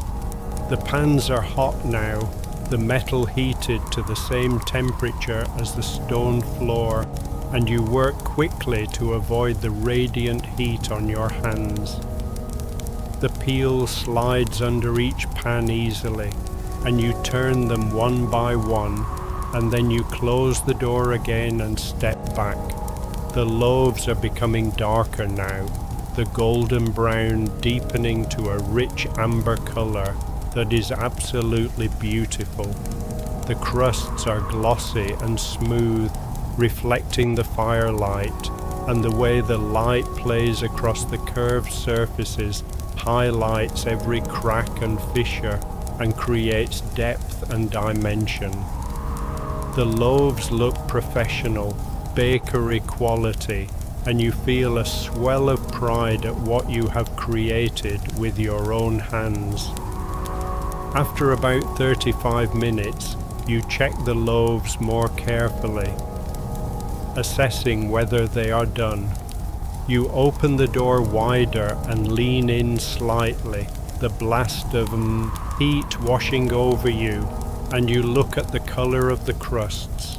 They are a deep golden brown, darker on the tops than on the sides, with a beautiful even color that tells you they have baked properly. You reach in with one hand, moving quickly, and you tap your knuckle on the top of one loaf, listening to the sound it makes. The loaf sounds hollow, a deep resonant thunk that tells you the interior is cooked through and the structure is set. This is the classic test for bread doneness, and the hollow sound is exactly what you want to hear. You tap the other loaves quickly, and they all sound the same, all perfectly baked, and they are ready to come out of the oven. You grab the wooden peel and carefully slide it under the first pan, supporting the hot metal carefully and pulling it forward toward the opening of the oven.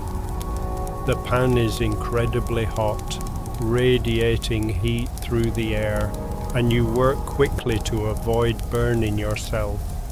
You pull the pan all the way out and set it on a wooden trivet on the counter, and the loaf inside is magnificent, tall and golden and perfect, with a glossy crust and a slightly cracked surface that shows it rose well in the oven.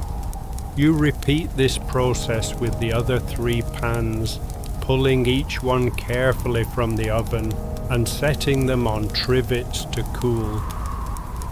The kitchen is filled with the incredible smell of fresh bread, rich and yeasty and complex, and the sight of the 4 perfect loaves sitting in a row on the counter makes you smile with satisfaction and pride. The loaves are beautiful. The crusts are deeply golden and glossy, with a slightly cracked surface that adds character and texture. The color is even and perfect, darker on the tops and lighter on the sides, with no burned spots or pale patches. The loaves have risen beautifully in the oven, filling the pans completely and creating tall dome tops that look professional and appetizing. Small wisps of steam are rising from the loaves, and the crusts make tiny crackling sounds as they cool and contract, that distinctive sound that fresh bread makes, often called singing. You let the loaves cool in the pans for a few minutes, giving them time to firm up slightly so they will not collapse when you remove them from the pans.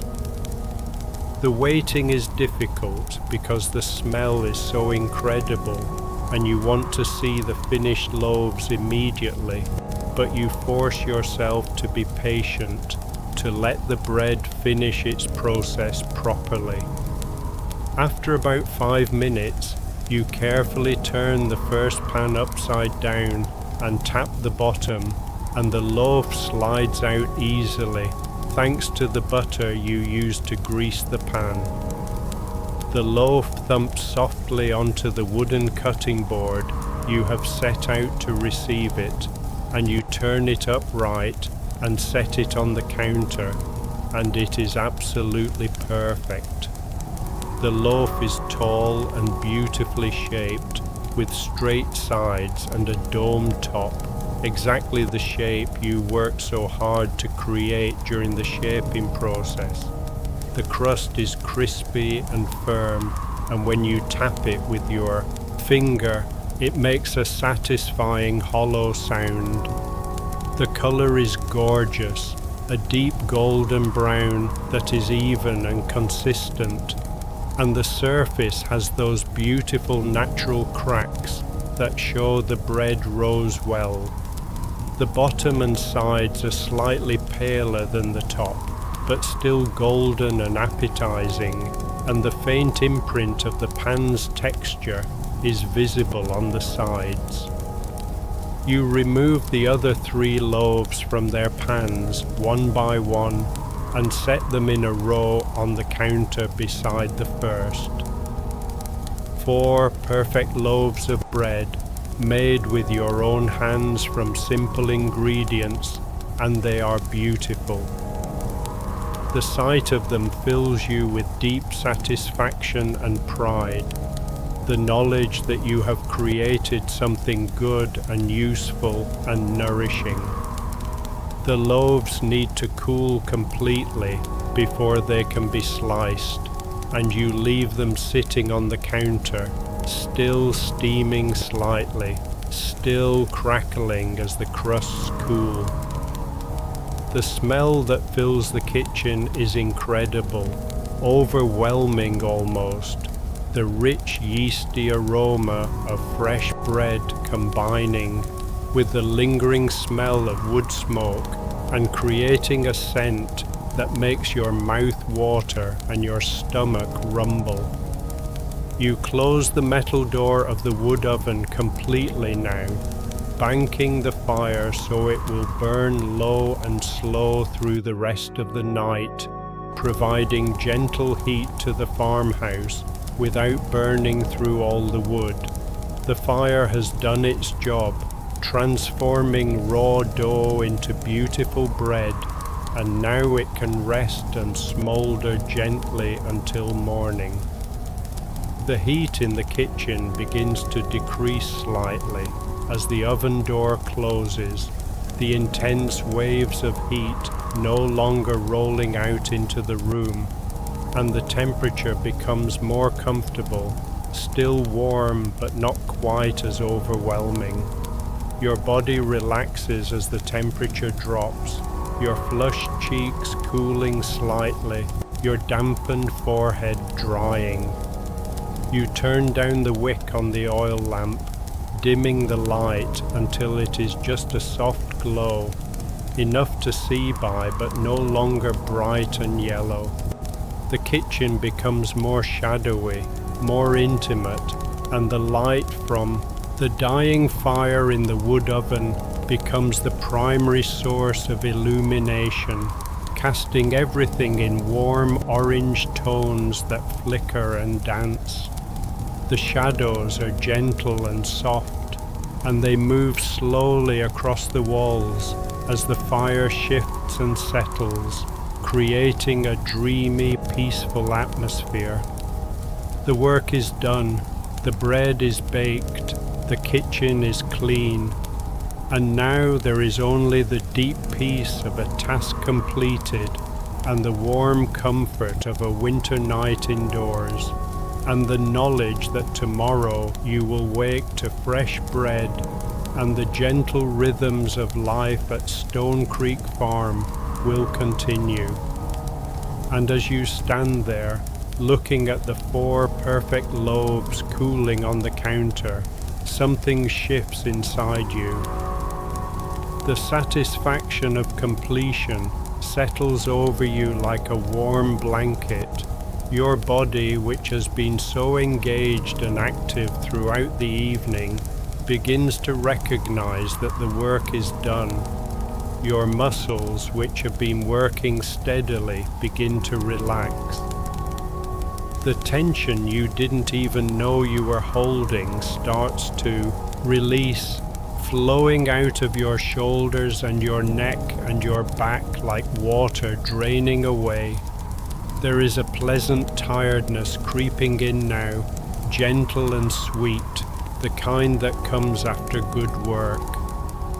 Not the exhausted collapse of too much effort, but the satisfied fatigue of a task well done. Your hands, which have been so busy with flour and dough and heat, hang loose at your sides now. Your feet, which have carried you back and forth across the kitchen all evening, feel ready to rest. The warmth of the kitchen wraps around you, not the intense heat of the oven mouth anymore, but something softer, more enveloping. The whole farmhouse has been warmed by hours of baking, and now that warmth seems to be soaking into your bones, making your body feel heavy and relaxed and ready to let go. Act 4. The Evening Ritual. You stand in the kitchen for a long moment, simply breathing in the smell of the fresh bread and feeling the warmth around you. The loaves continue to cool on the counter, making their soft crackling sounds, and the lamplight flickers gently on the walls, creating shifting shadows that are hypnotic and soothing. Outside, the wind has died down even more, no longer roaring or even whistling, but simply moving steadily through the pines in a gentle rush, like water flowing over stones in a stream. The tiredness is growing now, spreading through your body like warmth spreading through cold hands. It starts in your feet, a heaviness that makes each step feel slower and more deliberate. It moves up through your legs, making your muscles feel soft and loose. It settles into your lower back, releasing tension you've been carrying all day. It spreads across your shoulders, making them drop and relax.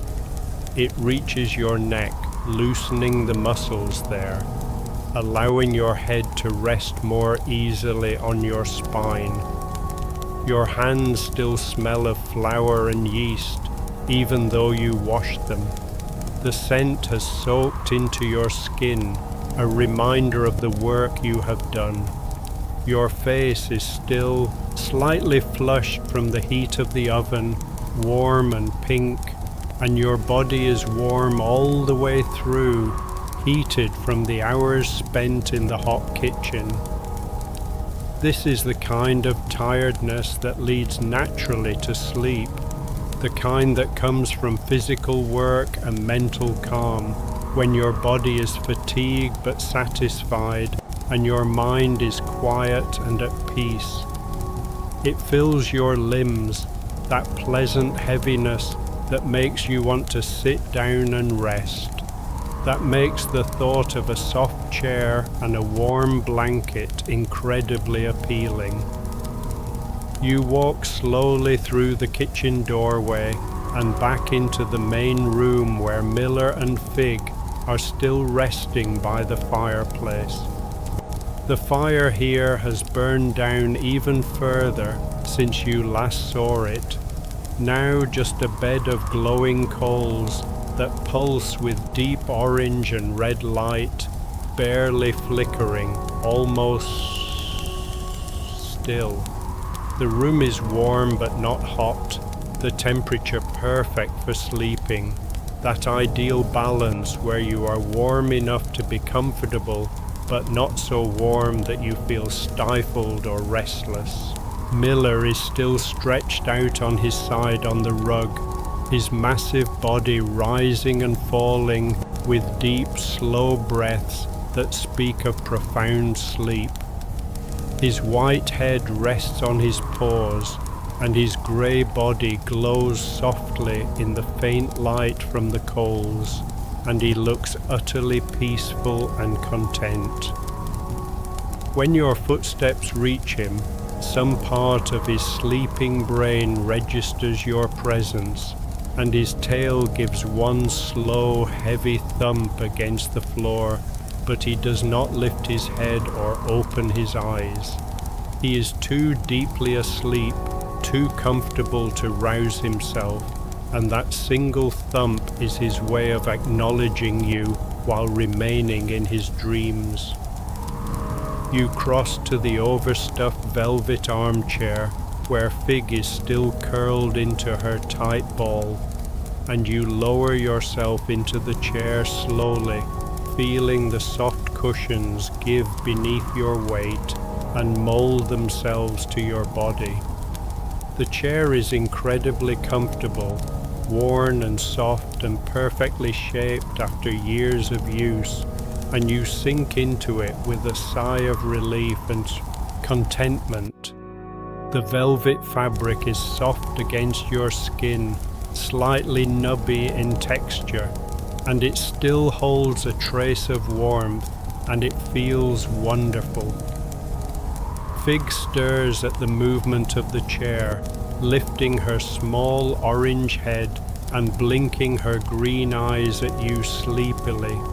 She yawns hugely, stretching her jaws wide and showing her pink tongue and white teeth, and then she makes a soft chirping sound, her way of greeting you. She stretches one paw out toward you, extending it fully and spreading her toes wide, and then she retracts it and settles back into her curl, but this time she positions herself against your leg, pressing her warm body against you. Within moments, the soft rumble of her purr fills the space between you, a vibration that is as much felt as heard. The purr is soothing and rhythmic, like a tiny motor running steadily, and it creates a sense of peace and contentment that spreads through you like warmth. You rest your hand gently on Fig's back, feeling her soft fur beneath your palm and the vibration of her purr traveling up through your arm, and she leans into your touch, pushing back against your hand with surprising strength for such a small cat. The chair supports you perfectly, and you let your head rest against the high back, feeling the soft velvet against your neck and the back of your skull. Your eyes close naturally, not forced, but simply drifting shut because they are heavy and tired, and there is nothing that needs to be seen. The darkness behind your eyelids is soft and comfortable, not black, but a deep warm grey, like twilight or like smoke, and it is incredibly restful. You take a slow, deep breath, pulling the warm air of the farmhouse deep into your lungs. The smell of fresh bread is still the strongest, that incredible yeasty, toasted aroma that makes you think of home and comfort and abundance. Beneath that is the smell of wood smoke from both fires, the one in the main room and the one in the kitchen oven, a clean, smoky scent that speaks of warmth and winter nights.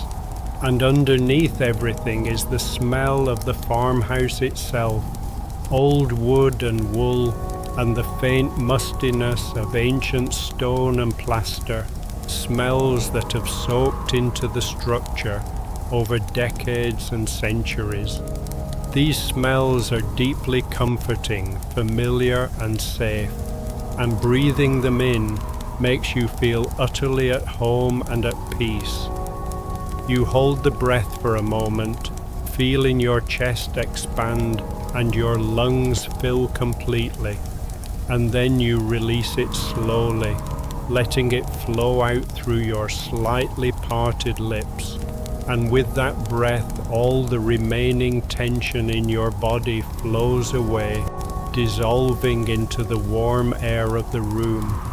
Your body feels heavy now, sinking deeper into the chair with each breath. Your arms rest on the soft armrests of the chair, your hands relaxed and open. Your legs stretch out in front of you toward the fire, your feet resting on the thick wool rug. Your head rests against the back of the chair, supported perfectly by the high cushioned back. Your eyelids are impossibly heavy, and even if you wanted to open them, you are not sure you could, but you do not want to. You want only to stay here in this perfect moment, suspended in warmth and comfort and peace. From here in the chair, the sounds of Stone Creek Farm settling for the night reach you, sounds that are so familiar and comforting that they barely register as sounds at all, but simply as presences, reassurances that everything is as it should be. The fire in the main room crackles very softly, just the faintest whisper now as the last coals glow with their contained heat. The sound is peaceful and regular, like very quiet breathing, and it blends into the background of the night. The clock on the mantel ticks steadily, each second marked with a small mechanical sound. Tick, tick, tick, tick. An endless procession of moments that add up to minutes and hours, and eventually to a whole night.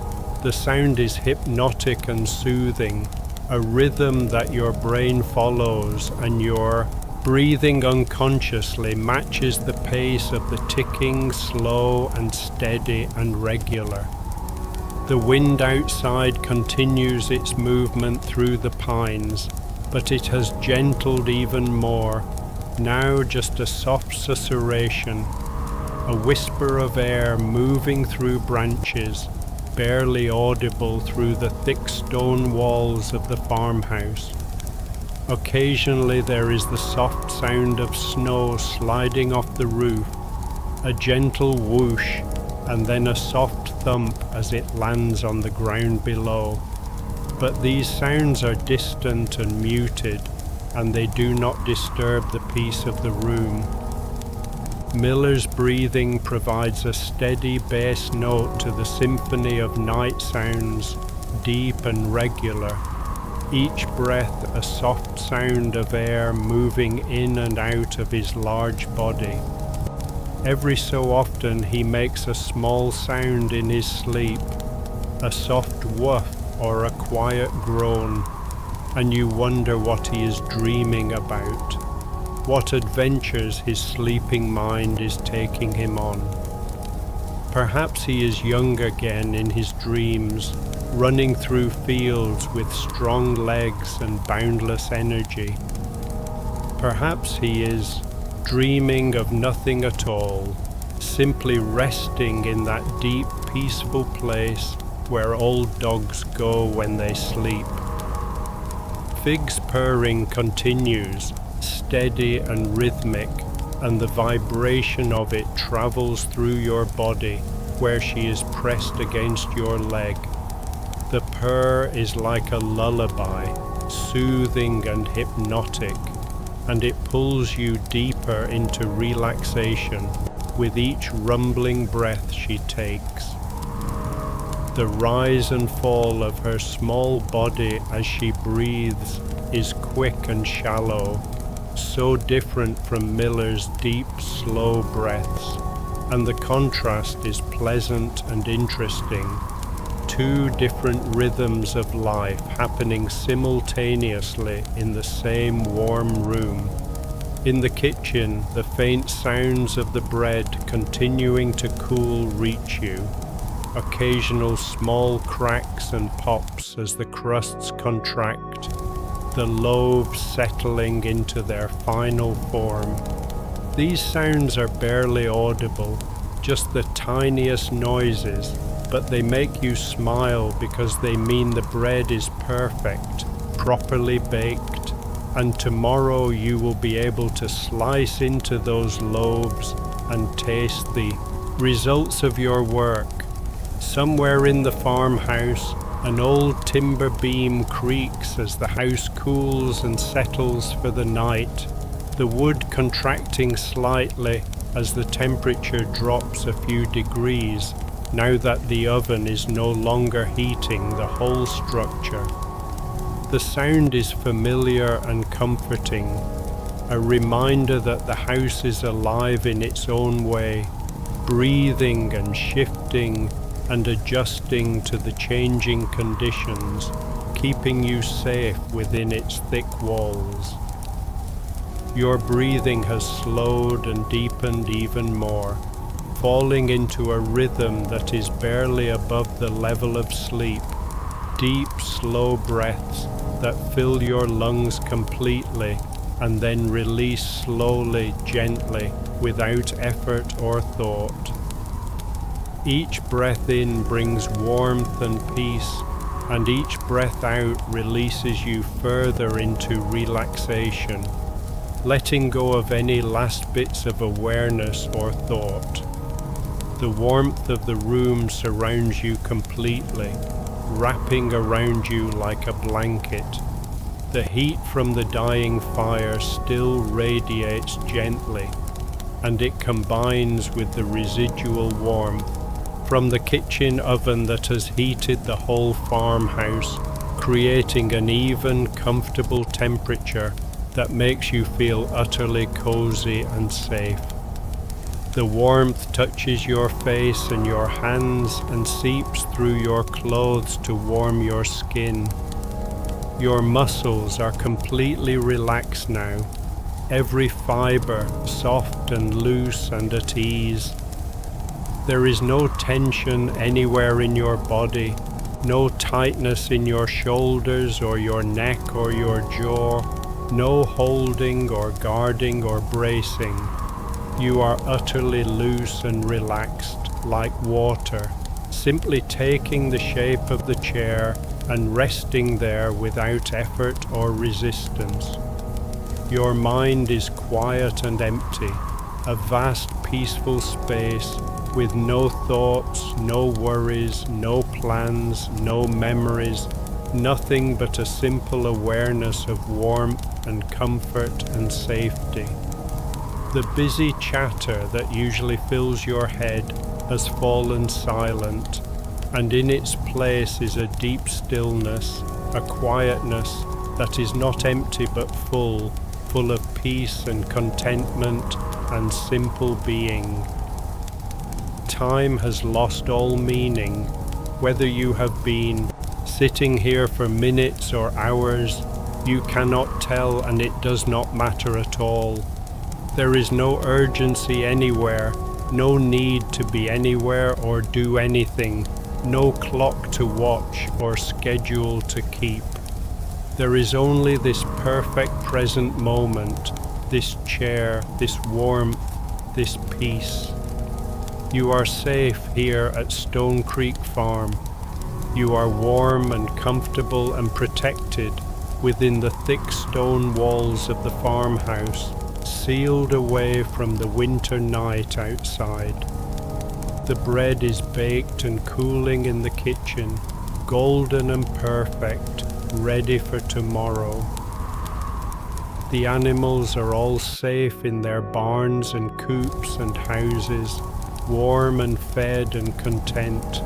Miller is here with you, keeping his faithful watch even in his sleep, his presence a reassurance and a comfort. Fig is here with you, purring against your leg, sharing her warmth and her contentment. The fire is banked and will burn safely through the night. The doors are locked and the windows are sealed. Everything is as it should be. There is nowhere else you need to be. There is nothing else you need to do. The work is done. The night is deep, and sleep is here now, waiting patiently for you, ready to carry you away to that place of rest and restoration and healing. Act 5. The Drift. Something is shifting now. The boundary between waking and sleeping is becoming soft and blurred, like the edge of a dream, like the horizon where sky meets water, and you cannot tell where one ends and the other begins. Your awareness is still here, but it is changing, becoming something gentler, something quieter, something that asks nothing and expects nothing and simply exists in this moment of perfect peace. The weight of your body in the chair is still present, but it is fading, becoming less insistent, less important. The pressure of the cushions beneath you is still there, but it is distant now, muffled, as though you are feeling it through layers of soft fabric or through water. Your body is here, but somehow you are also elsewhere, floating in some space that is neither fully here nor fully gone. The sounds of the farmhouse continue, but they are receding, pulling away from you like the tide going out, becoming softer and more distant with each breath you take. Miller's breathing is still there, that deep, steady rhythm, but it comes to you now as though from very far away, an echo of a sound rather than the sound itself. Fig's purring continues, but the vibration is gentler now, softer, like the hum of bees in a distant meadow rather than the immediate rumble against your leg. The fire whispers its quiet song, but the sound is fading into the background, becoming part of the texture of the night rather than something you actively hear. The clock ticks its steady rhythm, but the sound is growing softer, each tick becoming smaller and quieter, until you are not sure if you are still hearing it or just remembering the sound from a moment ago. The wind moves through the pines outside, but it cannot reach you here, cannot touch you where you are, drifting down and down into warmth and safety and peace. You are protected here, held by something vast and gentle, something that loves you and wants only for you to rest. The warmth that fills the room is no longer something you feel on your skin, but something you are inside of, surrounded by, held within.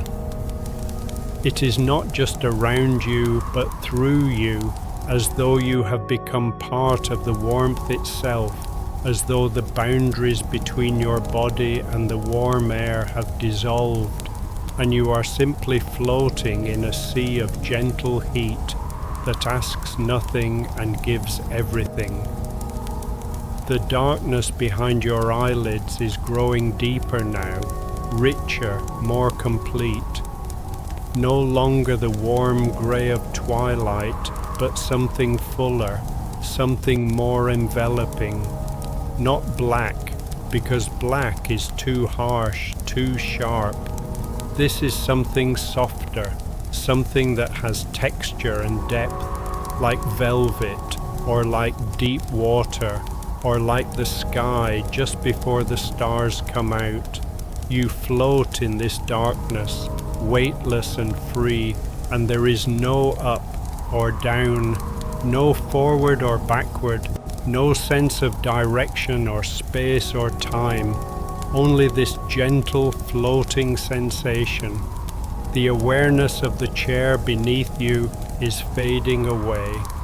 The sensation of Fig against your leg is becoming a memory rather than a present feeling, something you know happened but can no longer quite touch. Your hands, which were resting on the armrest, seem to have disappeared, or perhaps they are still there, but you have forgotten how to feel them. Your body, which was so present and solid just moments ago, is becoming transparent, becoming light, becoming nothing more than a warm presence in a warm room. Your breathing has become so slow and shallow that it is barely there, just the faintest rise and fall of your chest, barely perceptible, almost not moving at all. Each breath comes after a long pause, and each exhale is even longer, and gradually the spaces between breaths are stretching out, becoming longer and quieter and stiller. The rhythm has become so slow that time itself seems to pause between each breath, stretching each moment into eternity. There is nowhere else you need to be. There is nothing else you need to do. All the work is done. All the tasks are complete. All the responsibilities have been met. You are free now to simply be, to simply rest, to simply let go and drift down into sleep and let the night carry you away. The knowledge that you are safe is not a thought anymore but a feeling, something deeper than thinking, something that exists in your bones and your blood and your breath. Safe here at Stone Creek Farm, held within these thick stone walls that have stood for generations and will stand for generations more. Safe here with Miller's steady presence and Fig's warm purr. Safe here with the dying fire and the fresh bread and the winter wind that cannot touch you. Deep sleep is here now, not as something approaching, but as something you are already inside of, already part of. The transition has been so gentle, so gradual that there was no moment when you crossed from waking into sleeping, no boundary to mark the change. You have simply drifted from one state into the other, like a leaf drifting on a stream, without effort or decision or awareness. The farmhouse around you is fading into memory. The chair and the fire and the room dissolve into warmth and darkness. Miller and Fig become just a sense of presence, a knowledge that you are not alone, that you are loved and protected and safe. And everything else falls away, every thought and worry and concern, every plan and memory and dream, until there is nothing left but peace, deep peace, complete peace. The peace that comes when every muscle is relaxed, and every thought is quiet, and every breath is soft and slow and easy. The peace that exists in the space between heartbeats, in the silence between breaths, in the stillness at the center of all things. Tomorrow will come in its own time, bringing its own gentle tasks and peaceful rhythms.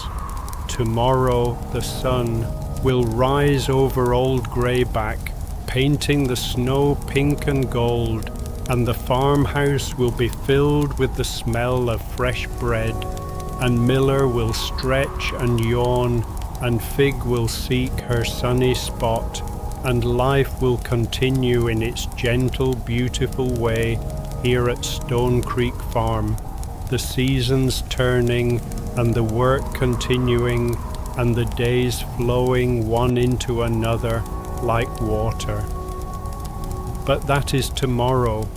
That is another day, another time, another world. Tonight there is only sleep, deep, restorative, healing sleep, the kind of sleep that reaches down into your bones and relaxes every cell and lets your body do the work it needs to do to keep you healthy and strong, the kind of sleep that quiets your mind completely and gives your spirit room to breathe and expand and simply be. The kind of sleep that holds you safe all through the night, that carries you through the dark hours and brings you gently back to morning, rested and restored and ready to meet whatever comes.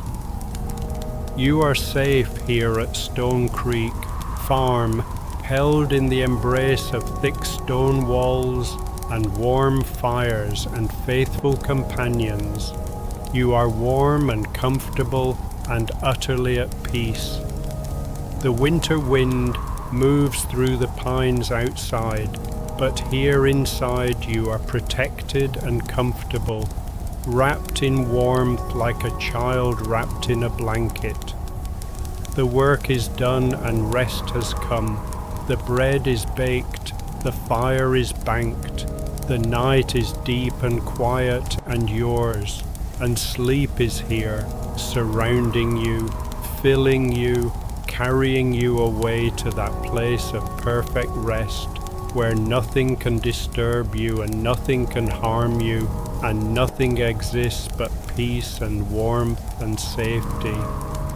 You are drifting now, floating, sinking softly down through layers of warmth and darkness, down to that deep place where true rest lives, where healing happens, where your body and mind can restore themselves and prepare for tomorrow.